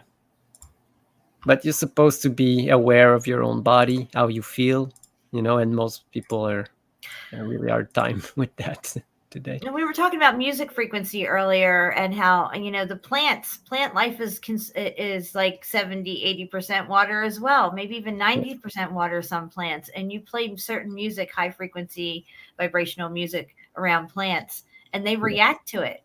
The vibrational frequency makes them perk up or wither up. Even if it was like, say, death metal or something, it'd be withering up. Yeah, because words are energy and vibration. And just like you do with the rice experiment or the Emoto water experiment, you put your frequencies on it, and it produces either like bad effect or good ones. Yep. But what is... Yeah, I was looking at... I showed this already one, because I want to talk about any motion. All motion is energy, but you need just something to capture it, just like a coil is the best thing. You see, this is Right. like a coil, and you see that the energy transfers from one to another, because they're the same, just like the columns. Yes. Same thing. They will reverberate the same way. And look, you can see that just with a speaker, that's a coil that just gather the energy of the motion. Wow. You can clearly... This stuff is so easy. It's so simple. The components and the materials needed is so rudimentary and simple. It's amazing. Yeah, now today we can find all that we need to build free energy, and we don't. That's the worst part. And look, he will show you. You will just put magnets. You see, just a magnet here on a band, and he's gonna put other magnets on a motor. And look, it's gonna show you what it's gonna do. You see, the magnet just pushed just a little bit. You don't need a big motion. Yeah, I see it. Wow. You see, it moves. But now he's gonna look. This is magnetic now, because he put like a magnet with metal. And you look, it's gonna... what it's gonna do with the lights. It's gonna power the lights like... but if you can just put this thing to your pole outside that is high up in the air with the coil, a capacitor, and all of this, can create all the energy you want anytime. That's everlasting energy right there. It's free energy, guys. Yeah. You don't destroy anything. You just take what's there. And today our energy is destroying everything, and that's the real problem. It's being done by design. Yes. Yes, exactly. Because there's no money And they to bank make. on our ignorance. It's only for money. That's the worst part of it. Yeah, we're ignorant to all this, and they're banking on it because they're doling out this technology that's harmful to us. Even sitting in front of these computer screens and stuff, this is dirty energy that we're using, dirty technology. Even it's not harmonious to our body frequency. It's everything against it, including this 5G friggin' light I have out front of my house. Yeah, exactly. And the smart meters that are attached to everybody's house and all the Wi-Fi we got running through everything. They did everything completely different in the old world, guys. Yeah. And just like I showed on the last show, the city that they just destroyed because they wanted to build an hydroelectric dam to have the energy. They don't care about the people that they destroyed, the lives that they destroyed. They just want to make money with the energy, And I found like many other places, atrocious stories, people losing their place to that they live just because a electric company wants to make money, and the government allowed this. They don't care about the well-being of anyone. Yeah, well, these are the people who decide what's going to be built and what kind of technology is going to be put forth, and they do this on purpose. They know this stuff. They're using this stuff in their bases and all their, black ops things and everything like that. They just hold it all for them and give us the destructive stuff. Yeah, the speakers are both ways. You can create and make energy, like everything, like an alternator. If you turn it around, it becomes a dynamo. It's the same thing. It's the same thing, but just another words. And weren't they supposedly using the dynamos at the World's Fair to power that? Yeah. Tokamaks. Let's talk about the Tokamaks. Do you have anything on that? No. Yeah, they used tokamak and dynamo technology. Supposedly was powering. Yeah, but it's just a coil with an electromagnetic. And then they just stop using this stuff and come out with what we have now. Yeah, and the funniest thing is that all these electric vehicle can be charged while rolling. They know that too. Yeah. Our electric grid system here in the United States and most likely, the whole North American continent is ancient, guys, in our standards of stuff here. I mean, the littlest storm could come along and knock your whole thing out and you'd be down for days. I was in Florida during many hurricanes. I know what it's like to go almost 2 weeks with no electricity. It's very fragile. It's rudimentary. It's archaic, if you will. And, every house should have the technology. Every neighborhood should have a Tesla tower in it. I mean, every house should have an obelisk in front of it and all this stuff like that with the tech on top. We would be self-sustaining, self-illuminating, self-heating buildings. Exactly. And the water would be clean coming in too, because the water would be clean through the frequencies. Yeah. And they use now every electricity that we have is connected to a plant that they are controlling, And but all these towers gather etheric energy all the time, and they put it through the wires. They don't tell you that, They have these hydroelectric. That's how they use, or nuclear energy. But most of the time they use hydroelectric now. But they don't tell you that all these towers also gathered the energy and put it into the wires. And this is but I didn't I have really interesting stuff that I need to show before we end it, because I'm gonna change it. I had this the colors that we see, they're all frequencies, and depending on.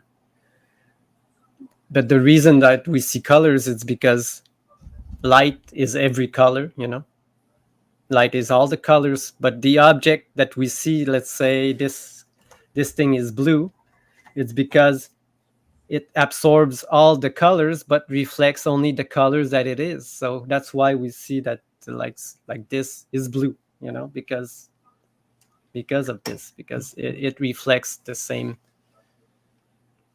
thing. And very interesting experiment that the people have done. I'll start with this one. Mm-hmm. Oh, I'm not sharing, huh? No. Okay. No, I think we'll. Hey, Curtis. I think you were late. I just wanted to say I noticed you a little while ago saying hi to everybody, and I thought, is he? Okay, just okay. So this is the green.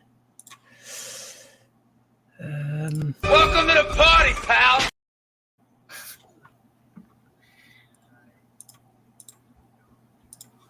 All right, no.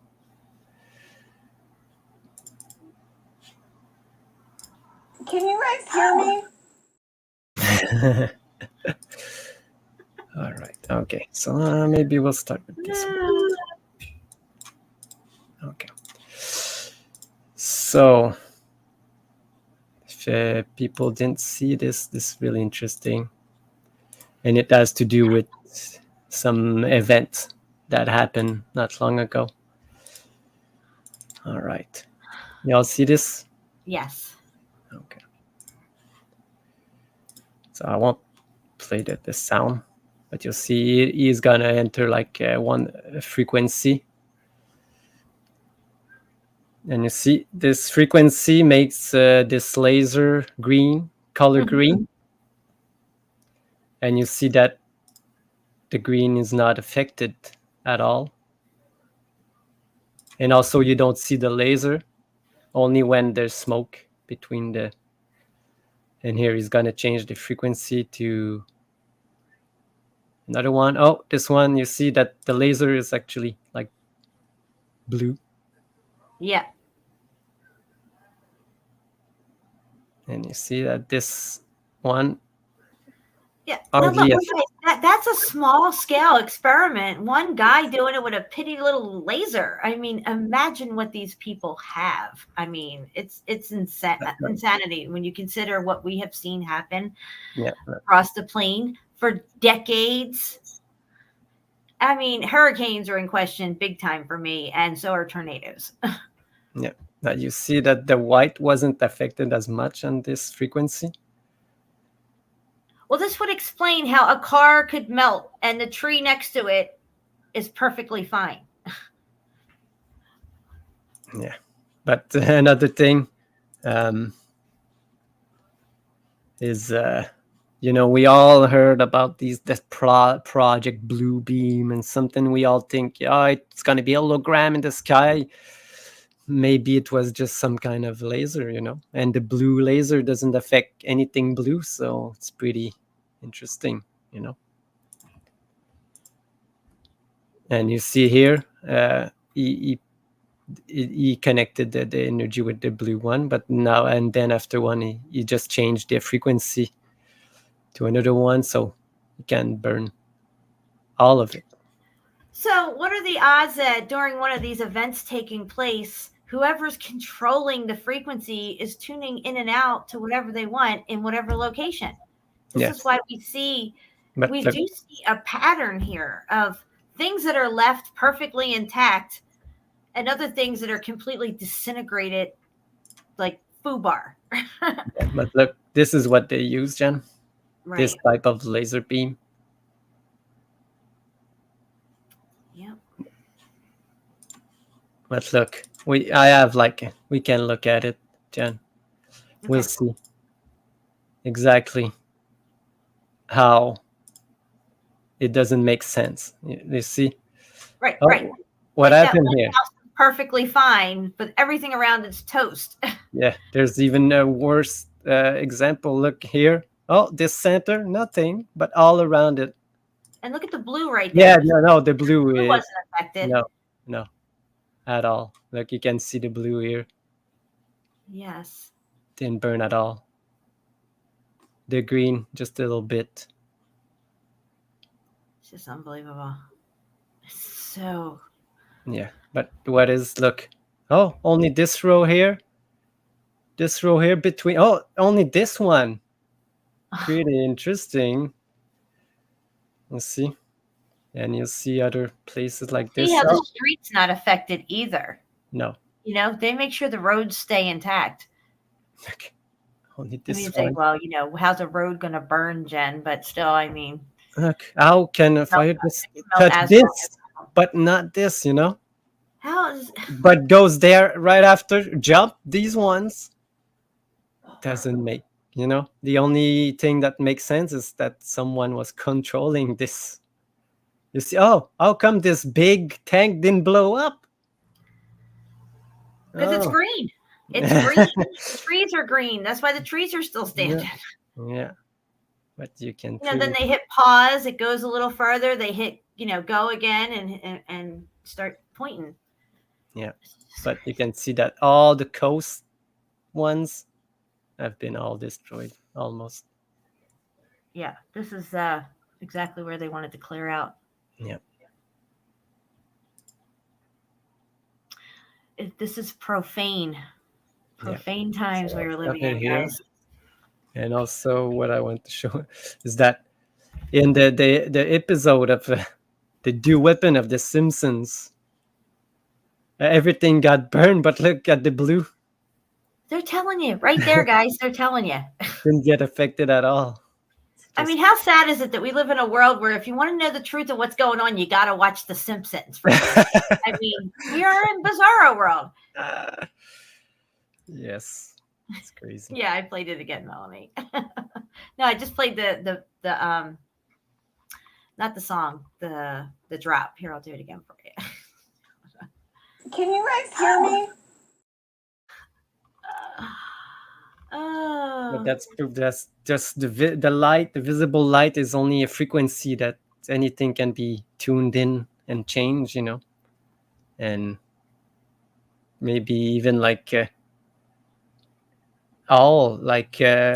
know, they have a pH chart for like maybe food or something, but they use the colors and some type of number.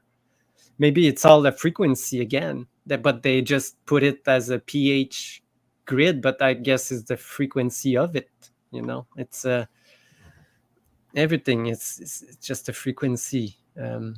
It's amazing how this world is. It's just what I like to say is that the life is just a song, and we all dance to it all our life, you know, depending on it. And when you say it's just a frequency, we just move along a frequency, and that's how our life are. Words are impactful. Your words carry a frequency. When you are hating on someone, you are affecting their chemistry in their body. When you're hating on yourself, of course, when you're putting out hate, you're actually bringing that back into your body, because you're not staying within the attitude of gratitude and love and abundance and gratefulness, and joy and happiness and love, acceptance. And I don't mean the type of acceptance with this all-inclusive craziness that's going on in the world. I don't mean that. You know, what everybody does on their own time, that's between them and the creator, in my opinion. But we have to hold a certain level of vibrational frequency yourself. Yeah, when you hate on someone, you actually not hate on someone. There's something with you, because there's something that this person did to you that you didn't like, and that's why you hate that person. But the real reason is something that has been done to you. It's always back to you, and you need to look back and move over it and think about it, and think on why you are acting this way against that person. What the person did to you, and get over it. And once you get over it, it's done. You don't. Yeah, a lot of people want to get other people back, or like, oh, she said this about me and she was talking smack about me, so now I have an opportunity to make her look bad, or all that crap. Man, it's no bueno. No bueno. No, but if you find yourself surrounded by people like that all the time, you got to ask yourself, why are you attracting these kind of people in your life? I mean, for me, I kind of self-isolated myself from the world to a certain extent, because I was getting like screwed over by people left and right. And I was just like, is it me? Is it them? I don't understand what's going on here. I treat people how I want to be treated, but I wasn't getting treated that way by people. And for me, it's like, I'm okay with it. I got enough knives sticking out of my back. I can barely sit back in this chair. There's so many knives sticking out of my back, but I don't hate. I pray. It is what it is. They did what they did, and I grew from it. I learned from it, and I turned that inward, and I'm better for it. Yeah. I was trying to find a quote of someone. I think it was the wife of one president, but it's a quote that she took from another person, and it goes like, low mind people talk about themselves, middle mind talk about others, and great mind just don't talk about others. They just give information, And I see a lot of this, just people just bashing and talking about other people rather than just giving up information and stuff. Yeah, a good example of that is what we all went through last year with all that bashing of Meltology and all those people making hit pieces on us and stuff like that. We didn't sit there and talk smack about them, whatever. I mean, it was just like, here's the proof. You can't see it. That ain't my problem. Like, I'm not going to force you to see it. But at the same time, you learn from that and you think, well, what would be the root cause of them even doing something like that? Yeah. And clearly we're coming out with the right information and it's reaching so many people and stuff. And, you just don't fire back. You move on, you stay in your lane, and you pray for those people. That's all. Yeah. And you'll see karma will come back and kick them in the ass, and you'll just keep cruising down the road. Yeah.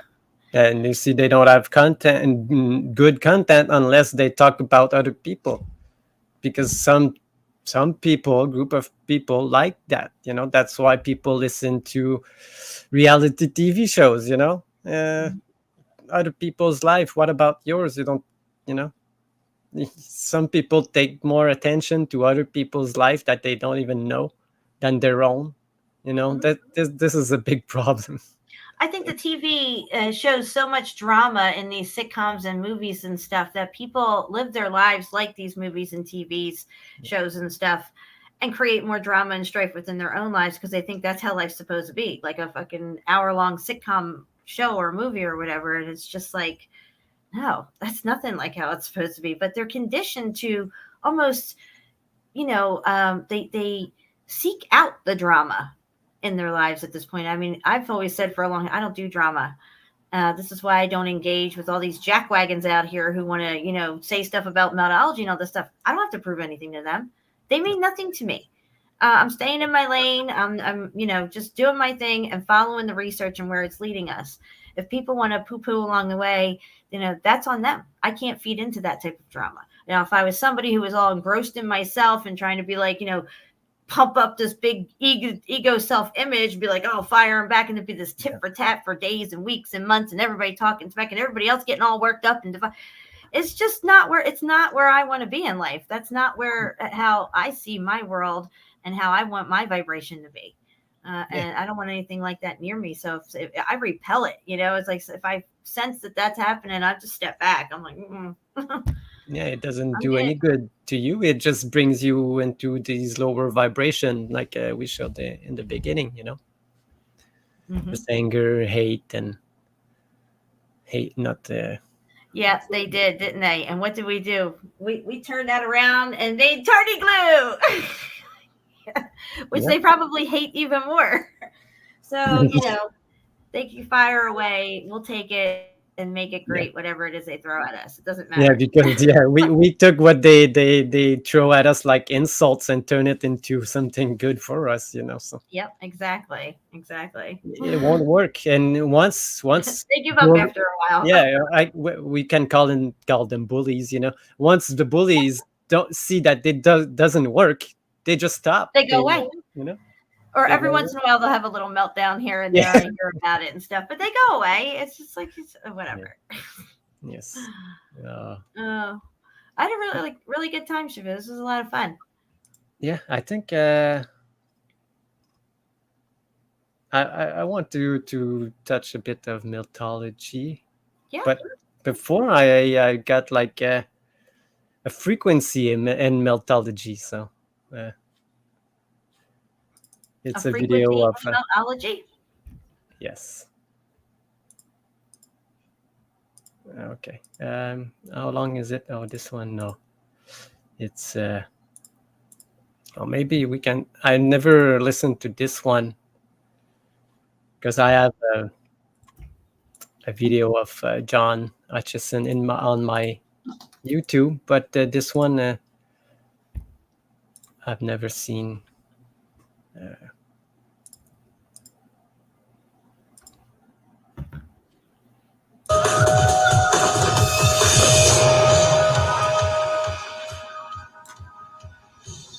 I don't know if he got like the same. Way to harness an untapped force in the universe. What goes up must come down, right? Well, unless you've figured out a way to harness an untapped force in the universe, enter this lab and everything you know gets tossed out the window. Welcome to the world of John Hutchison, where the improbable may just become our reality. Yeah. John Hutchison has been dabbling with electricity for decades, copying the work of famed scientist Nikola Tesla, whose AC power still runs our world. Which, let's just pause it right there. That picture is one of like a handful of pictures of Nikola Tesla that you can find anywhere on the internet. Yeah, I know. Just saying. Yes. Yes. This one and the one that is like in his lab with all the electricity. And then you got the old one, like he's almost like dying. Yeah. But yeah, I just want to show like, don't want them to talk, but what the experiment of frequency can do with to a lot of stuff. Because this guy didn't even know what he was doing, but he was like directing energy to different type of objects. You know, it could be a metal object, like you see that frequency did move this one, but not this one, and also could break like metal, or even make things fuse together. Yeah, look at this. Oh my god! Yeah, this piece here. It was broken by frequency.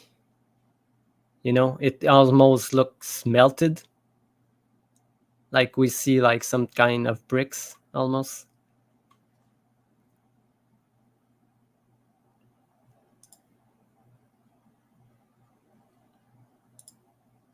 And also liquids can turn liquid into solids, or just old.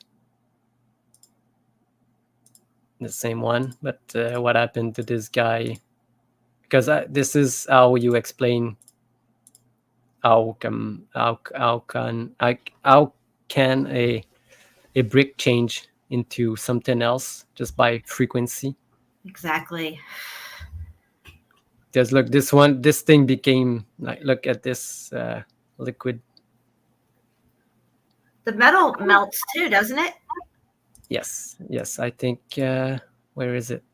Look, this one just broke off because the frequency was too hard. The molecule cannot hold together.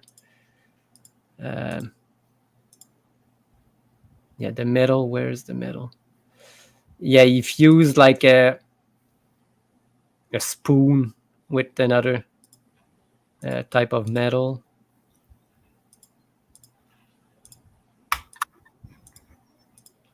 And this guy cannot even reproduce today what he did, because he doesn't have like all the thing that he found. Because when he first built this stuff, he took parts from old warships that were decommissioned.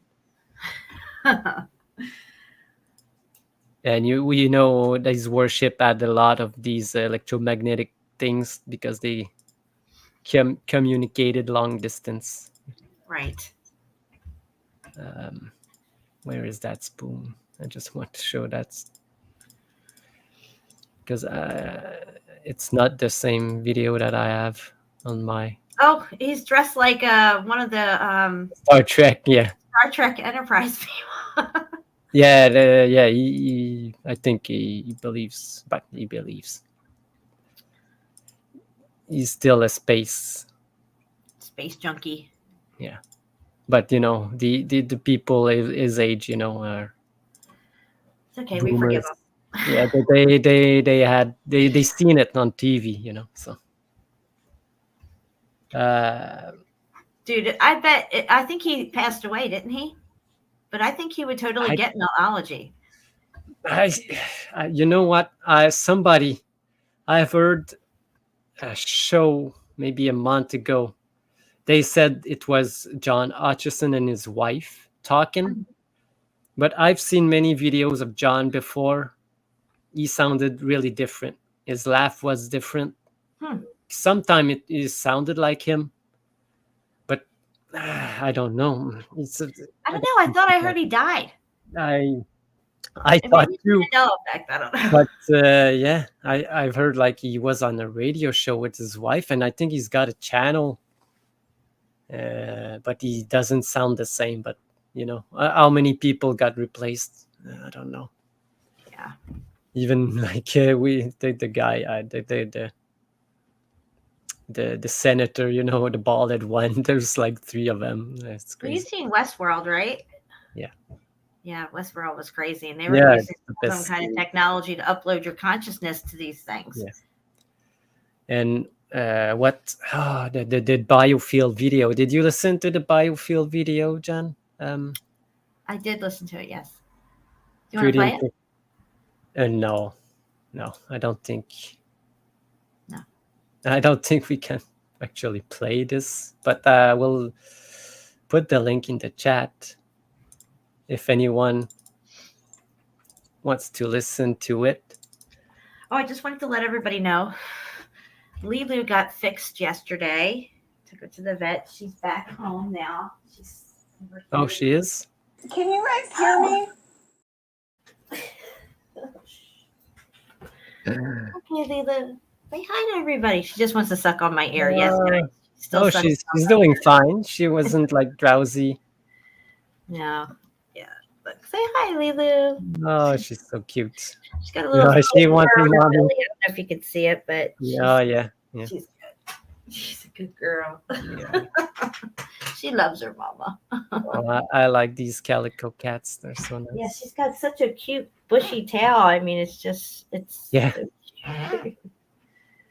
all right, baby, go lay down.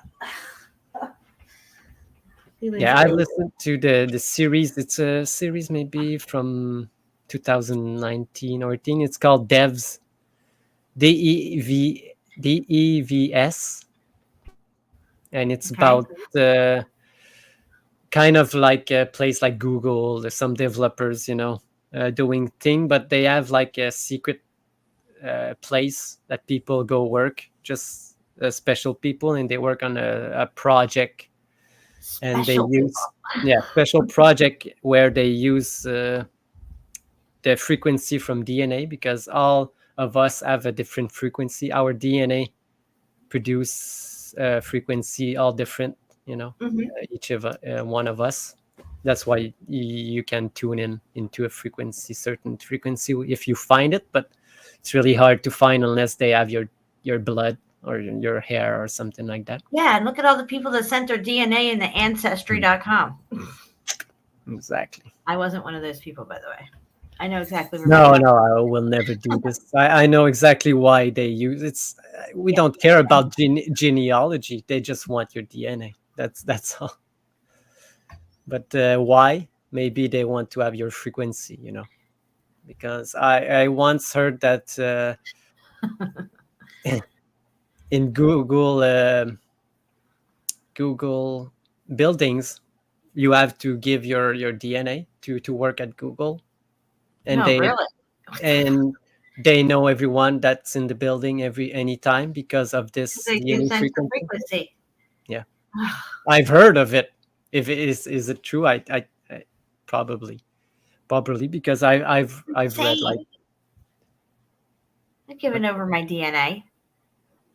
No, but you know, if you won't give it up, they will come and take it. No, They there's just people that go around and collect DNA that is just left by humans through the course of our reality here. Like, say if my hair went out yes, the window, there'd be somebody that could collect that and keep it for themselves as just like I forget what they call it, some kind of DNA, environmental DNA or something like that. yeah, You know, like say if you picked your fingernail or something, or you even spit on the ground, even, you know, or your gum, you spit your gum out.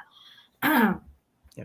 But you know the stories of the voodoo dolls, but it's the same process, you know, because the frequency, just like the DJed column, the same one reacts with it. You know, your own frequency. You know, if you do something to something that has the same frequency, you know, it can hurt you or make you good in some way. In some way, it is true. But at one point, I don't know. But I think we can communicate with each other with the same frequency in an instant if we had if we knew how to do it. First of all, Exactly. just like yeah, We could tune into each other's frequency. yeah. We But wouldn't need telephones. We would have telepathy, yeah, telekinesis like that. telekinesis, all this stuff. Yeah. They have us using everything externally, even flying in airplanes. It's ridiculous. You can astro travel, Yes. you know? But they have put our thoughts in a box, and so we have trouble breaking out of it now. Yeah. But the big thing that is, it's I don't know if you know about broadband frequencies and low band frequencies. Like let's take your radio station, like the AM frequencies that now have abolished. Remember when when you pass through power lines, if you were on AM, the energy from the power lines could get through in your radio, and you heard it. Right. But you know why? Because the AM frequencies are broadband, and they take a lot of place in the airways, and there's no more space for small frequencies, and that's why they had to take it out. And maybe that's why they had to take out all the buildings, because the frequency that they did inhibit their own frequencies that they wanted you to buy, you know, like the radio station and all this stuff.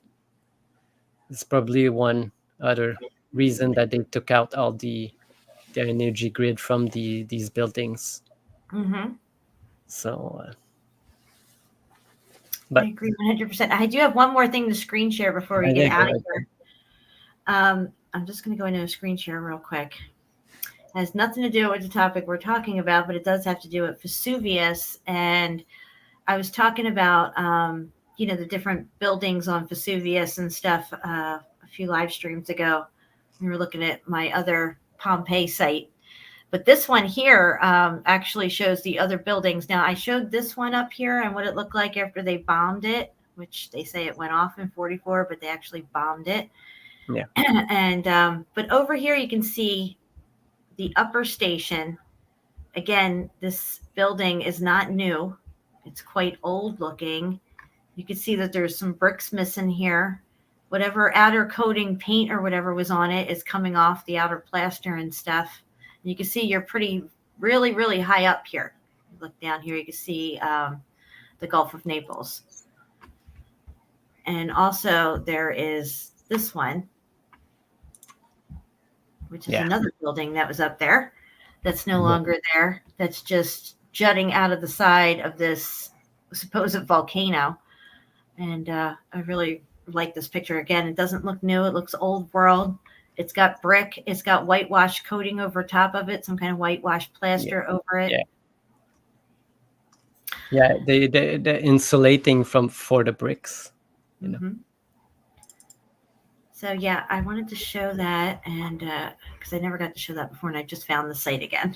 There you go. Okay. Oh, that's it. Yeah, that's okay. it.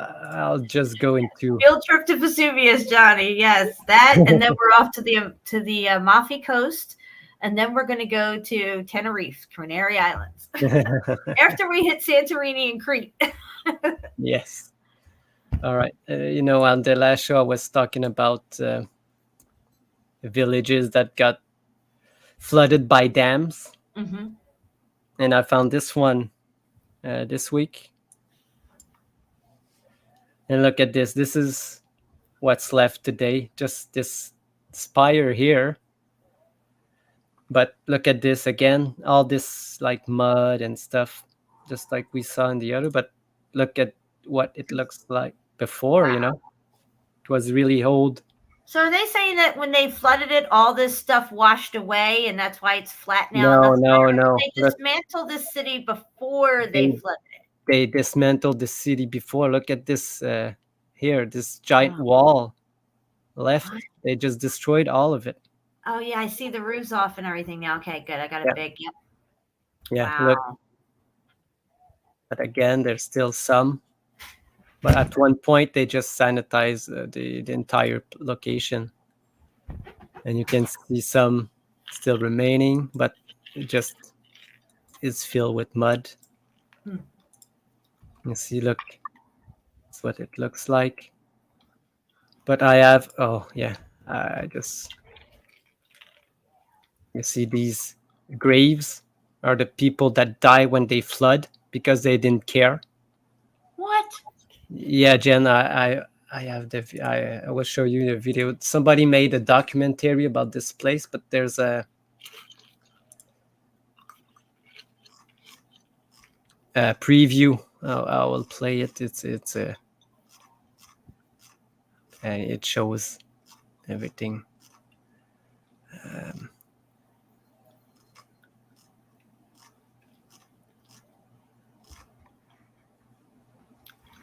That's crazy, Chapeau. Yeah, look at this village again. And now there's only... And they have reproduced... this is, the entire village. You can see the towers here. Right. Okay. Wow. But now the ground is at this level, you see? Right. Because all of this is under... but it's just buried. This is what they have remade one on the new village that is higher now. But this is the only thing that's left. But I found how many villages and towns are just gone like that? I found so many, Jen. I didn't even was searching for them. I was searching for this one, and then another one popped up, and then another one. And what's interesting about this picture here? Which one? This one? Go back. This one? Yeah. The black conical roof. If this melted down more, would that be black runny stuff running down it, maybe? Yes, probably. Probably, Jen. Yep. All of this. Look, this is all it looks now. So, do you think this is sediment from the water that washed in over that, or did they dump extra sand and stuff there? Yeah, I think it's rubble from all of this, what they destroyed. Also, Gotcha. Because look at this one; it's already melted over. You can see an old wall here. Wow. Probably really older building, but look, they started destroying all of it. And this is because look, there's still stuff everywhere. Wow. Yeah. All right. It's amazing that tower stayed standing now. I mean, that's really well built. Yeah. And look, the water was coming, but still, it wasn't destroyed yet. See? Yeah. Again, they just open up and wow, this is this is what they found today. Red brick. Yeah, red brick and openings to underground, like even the people that died. Wow. And this is the dam. This is the overflows of water for the dam. Right, right. This was the premiere of the documentary I'm talking about. But yeah, look, remains of pillars. Wow. Like metal was twisted because they destroyed. So they destroyed with probably explosives the remainings. Wow. Only the foundations are left. And whatever's underground, maybe. Yes. Yes, also, and look at this tile work here, Jen. Oh, wow. Honeycomb shapes. Wow. And it goes. Motherfucker. Yeah, imagine these ones like melted in two. They could create like what you called it, these Basalt. Yeah, the basalt, or even like the wall in polygonal. Yes. Yeah. Wow. Because I have like another look. What's going on? Oh, red brick. Oh, what's that doing there? This one we have Chapeau. Yeah. This one drop. I love it. Here we go. I find your lack of faith disturbing. I haven't used that one in a while. Yeah, I like it. Yeah, so this place, what's the name of it again? It's it's Grown. I think it's in Germany. I'm not sure. Grown? Yeah, Grown. But we will listen to this 1 minute and 52 seconds video. Just tell me if you hear it. I don't hear anything yet. No? No. Okay. Because maybe I didn't share it with sound. All right, so stop screen share.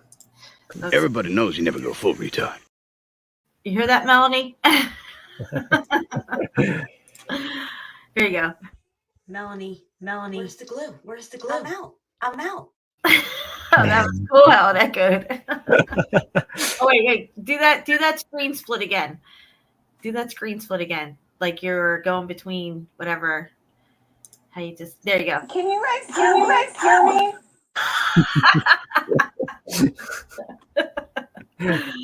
Oh, that was cool. Thank you, Chapeau. Thank you, Melanie. All right, do you hear? Yes. Look at the background. Crazy melted.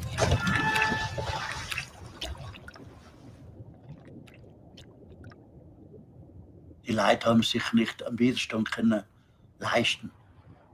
I know Da it's hat man in kein German. Verständnis gehabt. Zeiten der Diktatur.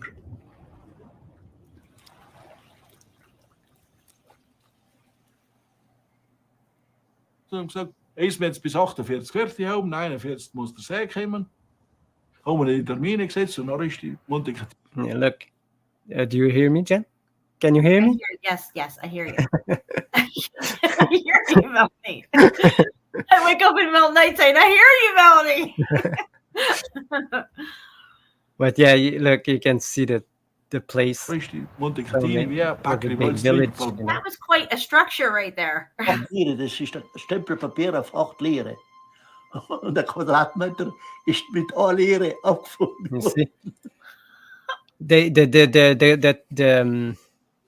The government bought a square meter for $1. $1. They gave $1 to the people for their like. Mein Onkel hat each versucht, square mit meter dem they own. Chefingenieur einmal zu reden, aber das hat es nicht gegeben. You know, they just came in and destroyed. Dat dan zegt ze zo mee, dat ze werden niet te kunnen voor de raam, joh. Dan zijn zij een trainer. Dat is gemist gaan. They didn't want to go. They just flooded. You know, Just same thing that happened in Hawaii. They didn't want to go. They just flooded it, so they had to go. They couldn't live anymore. Und da jetzt etwas Positives an den See zu finden. Oder das gut zu heißen, dass das jetzt genutzt wird. Alles ist untergegangen. Gauholz, was wir gewöhnt sind gewesen, das ist alles verschwunden. Well, there were some good shoes he had on. Go back and let me see his shoes again. Them Germans, they know how to make shoes. Yeah. Was wir gewöhnt sind gewesen. Look at the boots he's got on. They got nice tread and everything. Oh yeah, yeah. Nice, nicely made. Das ist alles verschwunden. But yeah, just to say again, what government and cities would do just to make some money. They don't care. They don't really care. It's crazy. Michael Jackson said they don't care about you. Yeah. No. About us. Motherfucking titty sucking two ball bitch. Yeah. And so many other places I've seen, like I can show like really quick another. This is bullshit.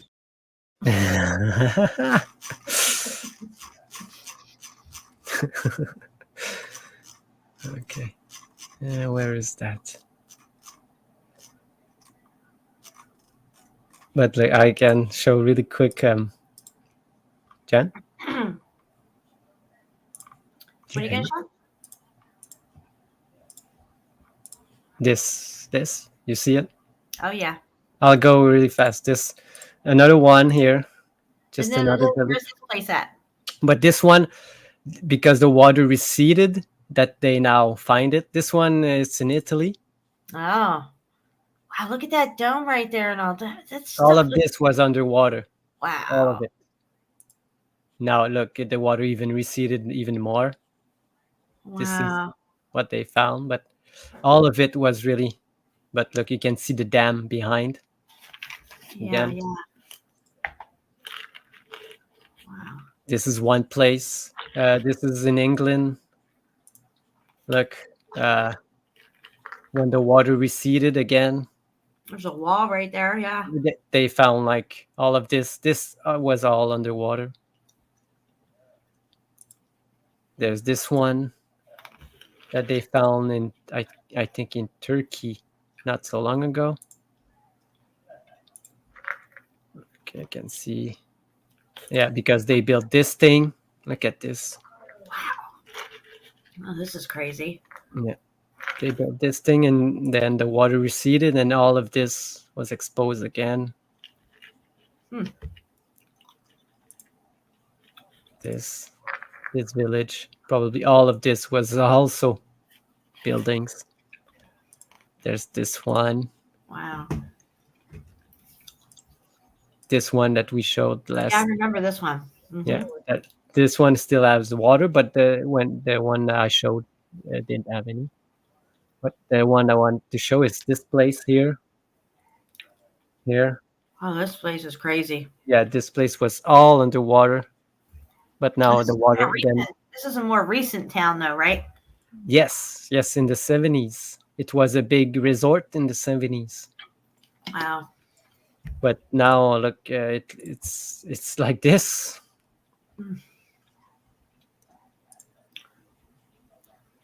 Again, because they built the dam higher up, just for energy. Wow. That we could have from free energy without like making and destroying stuff. It's and look at this slab right in the tree. It's crazy. But here, yeah, look. Is Oh, a this, picture. this is the right view that he's looking at. I got you. Yeah. Wow. This is what it looked like in the 70s, maybe 60s, Crazy. 60s, 70s. Yeah.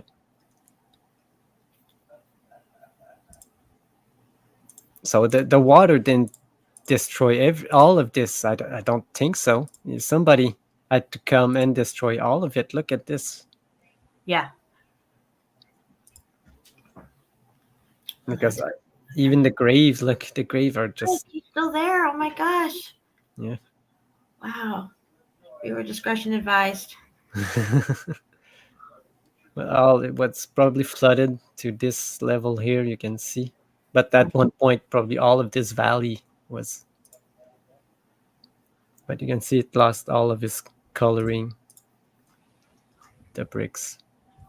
But yeah, this is just another place. There's so many. When you start looking at this, is just another one, I think. Wow. In Germany again. That's crazy looking right there. Because it served two purposes, you know. They hide the true history, and they can sell you energy and make money. So it's a win-win for them. But not for us and the people that were living there, you know. That's very true. They lost their place, they lost everything. And Yeah. they didn't give them any money. Like they said, they gave $1 for each square centimeter, and it's not a lot, you know. And this is what I wanted to show you again. Another town that was submerged, but look at the tile work on the... That's crazy looking. Just like the other place. Yeah, but this one's not a floor. It's like the interior wall. The interior wall, yes. Wow.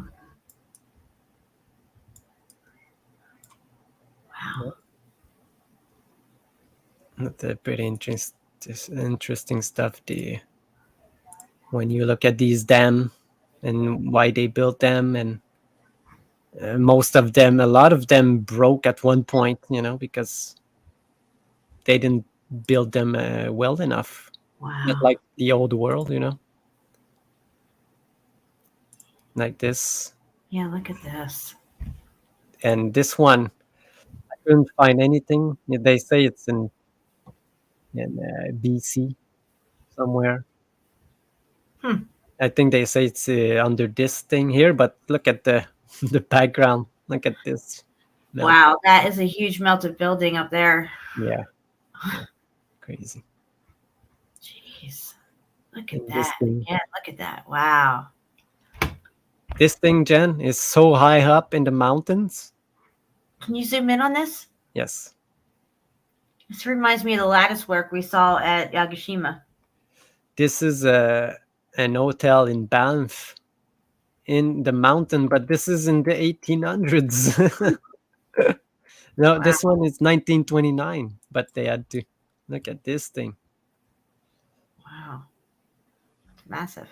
So much people want to go skiing in 1929. Guess. I guess. I don't think so. No, I know. It's they probably found a lot of them half buried or half destroyed. But let's dabble a bit of Meltology. Look at this thing. What is going on? We'll just build it. Well, don't worry about it. We'll lift it up. We'll put the brick under it, and then we'll set it back down and build over top of it. Yeah, exactly. And look, the transition here. Again, I'm going to stress this was all nice brick, not janky, weird rock that they built with. Yeah, because you can see here, pieces of bricks everywhere. There's a brick right there. There's a brick, and another one, and another one, and another one bites the dust. Oh yeah. Yeah, look at this. You don't build a castle like this, and this one it's even worse. Oh my God, guys, who's picking up sedimentary layers and putting brick under it and on top of it? Yeah. What the? Wow. There's only one thing that can explain that: Meltology. Yep, exactly.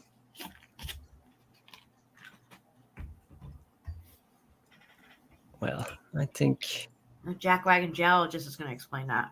Yeah. He's going to get slammed right into the archaeologist, and they're going to lose consciousness because they hit each other so hard. Yeah. Like I want to see this one's a great example of the covering that they put over the bricks.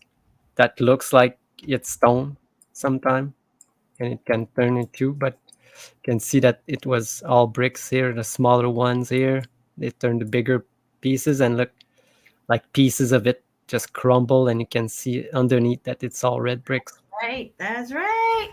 Just more proof, guys. More proof. They didn't put in janky, weird gray rock. Throw in some bricks and Yeah. call it a day. Yep. You can clearly see the transition into here. Transition right into sedimentary Yep. layers. It took millions of years to form. Yeah.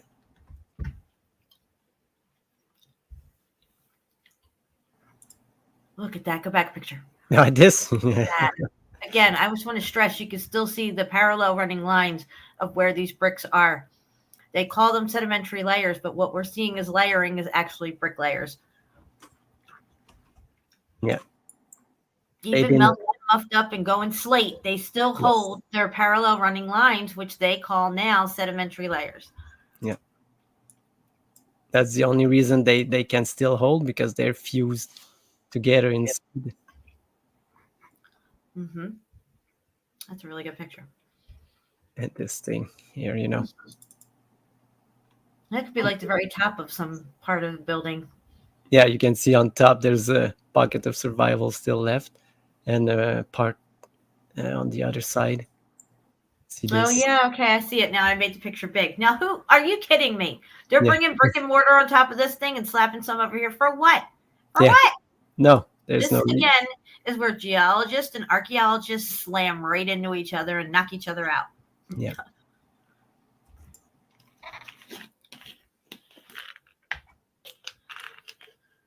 And this one just make it make sense. Yeah, make that make sense, please. Look at this. What happened? What's this one also? The interior part of it, you know, it's just became one piece. Yeah. Yeah. Be interesting to go inside and see the back side of it. Yeah, I think. Yeah, I don't know. What is that? Natural bricks on the ground? Is there a volcano nearby? Yeah. Spitting out bricks. Yeah, volcanoes are everywhere. That one. Yeah, and all of this. Look at that. Oh, there's just walls everywhere here. Yeah, coastlines and openings. Clearly brick openings as well. You could still make out on those arches. Yeah. Brick. Babblecrete everywhere. These things still holding. That's amazing. Look what happened to the mortar between them. Yeah, it's rocks now. small slates. And what Absolutely is this? amazing how malleable our consciousness is, that we couldn't see it before. Yeah. It was right in front of our eyes. All this stuff's been right in front of our eyes. Just look at the melt, guys. Look at it. Yeah, and they will call this their tombs now. But what the fuck melted all of this? You know, they didn't carve this meltage. No, they did not. No. That's one narrative I'm not buying. Look at that. Oh, interior of the building melting. Yeah, they're gonna. Yeah, Look at that drippy brick up there. Yeah. That's great. Yeah, again, this one. Wow. Interior just melted. This thing. Fred Flintstone's house. Yes. Red brick. Can we zoom in on this one? Oh yeah, for sure. It looks like there's a lot of brick on the inside there.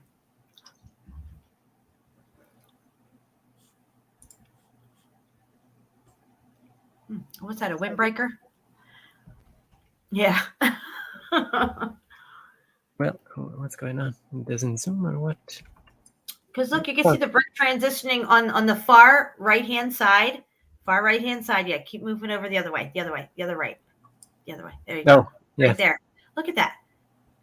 And there's brick inside. You can see the brick inside. I mean, this is just amazing evidence. And then they got a windbreaker right here. But you see this thing, this arch that is buried, but it's this one. Look. Oh, okay. Yeah. Wow. Here you can see it here. So what's an arch doing buried in here? You know. Yeah, and why is somebody building a brick pyramid right here in front with all this weird janky rock? Yeah, exactly. You can still see the brick lines. Mm-hmm. This is just a building that just tumbled over, you know. Yeah, pretty much. Yeah, this is the pyramid. That was to block the wind coming in this big gaping hole behind us. Yes. Honey, can you build me a windbreaker? I like mine a little on the melty side. Yeah. Like ladder cone-ish. Yeah. And build me some benches in front of the house, you know. Look at these remains. Yeah, these are just places that I found like go back one picture. while searching. This one? That. No, the other one you just run. Oh, this that one. one. Yeah. Let me make this big. This reminds me of those futuristic cities that we were looking at with the layered buildings. Okay, this, yeah. Yes, this is very reminiscent of that. Wow. That's crazy. I think I should, yeah. You can really see that brick layer in there. That's so cool. Yeah. See, under the rock curtain, you can make out the layers up top too. So part of the rock curtain fell off up top right there. And you can see the layers just like between the two thick ones down here. Yeah. Right, so this thick grayish material that we're seeing is rock curtained over more of these brick layers that we see squished between them. Yeah, exactly. That's really cool. Yeah, we can go to. We need a chisel. Yeah. Where you at, Kairos? Same place again, just another section of it. This one, you know, you go on the side. This is Jen? Okay. But look, this is the new type of dam that they're built. Look at this mound of rock. Is it dirt? Is it a dirt dam? A damn dirt dam? Yes, look, it's just rocks. Okay, I gotcha. Just pile of rock. Look, that's what they did. Oh. But look, they go straight into the mountain. You know. Mm-hmm. They had a like right in this one. I see it. Yeah. Oh, wow! Look at that. Yeah, and this yeah. These people's gonna get flooded one day. Yeah, they're gonna have to move. Yeah, you can see here all of this. I'm gonna have to go soon. My little kitty wants attention. Oh yeah, I was just checking. These are great bricks, though. Wow, look at that. Looks like a lot of apertures down here on the lower right-hand corner. Yeah, right here. Yeah, some windows and stuff. This is the cove. Yeah, this place, this thing. Again, with all this black drippy stuff running down it too. Yeah. Yes, baby, come here. All right. She's got such a tiny little meow. So cute. All right, I think I will end it with this thing. Something got obliterated here. Look at this. Oh, I can't take my earring out. Yeah, that thing is melted down and out.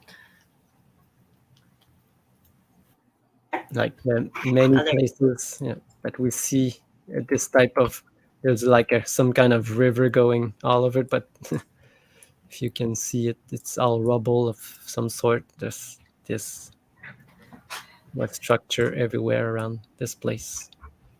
You can clearly see the lines here. But yeah. All right. So I think She wants attention. I can't deny her anymore. She gets all really just on me. yeah. No, she's so cute. My cat does the same time thing. She's sleeping. So, I don't know if you can see it. She's right. You can see her Oh, here, yes. right I there. see her. Let me make it big on my end. There she is. Oh, look at her little eyes glowing now. She's so cute. Hey, Jinx. She's like, what? You talking about me? Oh, look, she just winked. Eyes are going down. All right. All right, guys. Well, thank you so much for having me. I really had a lot of fun. Yeah, thanks for doing a show on my channel this time. We don't Yeah, do it absolutely. often, but We it got 40 doesn't people matter here. if we do it on yours or mine. I don't. Yeah, we got 40 people here. That's good. Oh, nice, nice. Yeah. And guys, if you're tardy, you got to rewind. We covered a lot of stuff and I dropped a lot of links. So if you're able to get the chat back up, the links are in the chat. And I'll drop this one link one more time here. I have it on my paste. Yeah, this site here is a good site. Check out. All right. Well, Shapu, thank you so much for having me. I'm going to get out of here and I love you guys. You know, let it not be said that we stood by and did nothing. Thanks, everyone. Have a good night. Yes. All right. I'm going to hit the end stream on my end. All right. Mwah. Love you guys.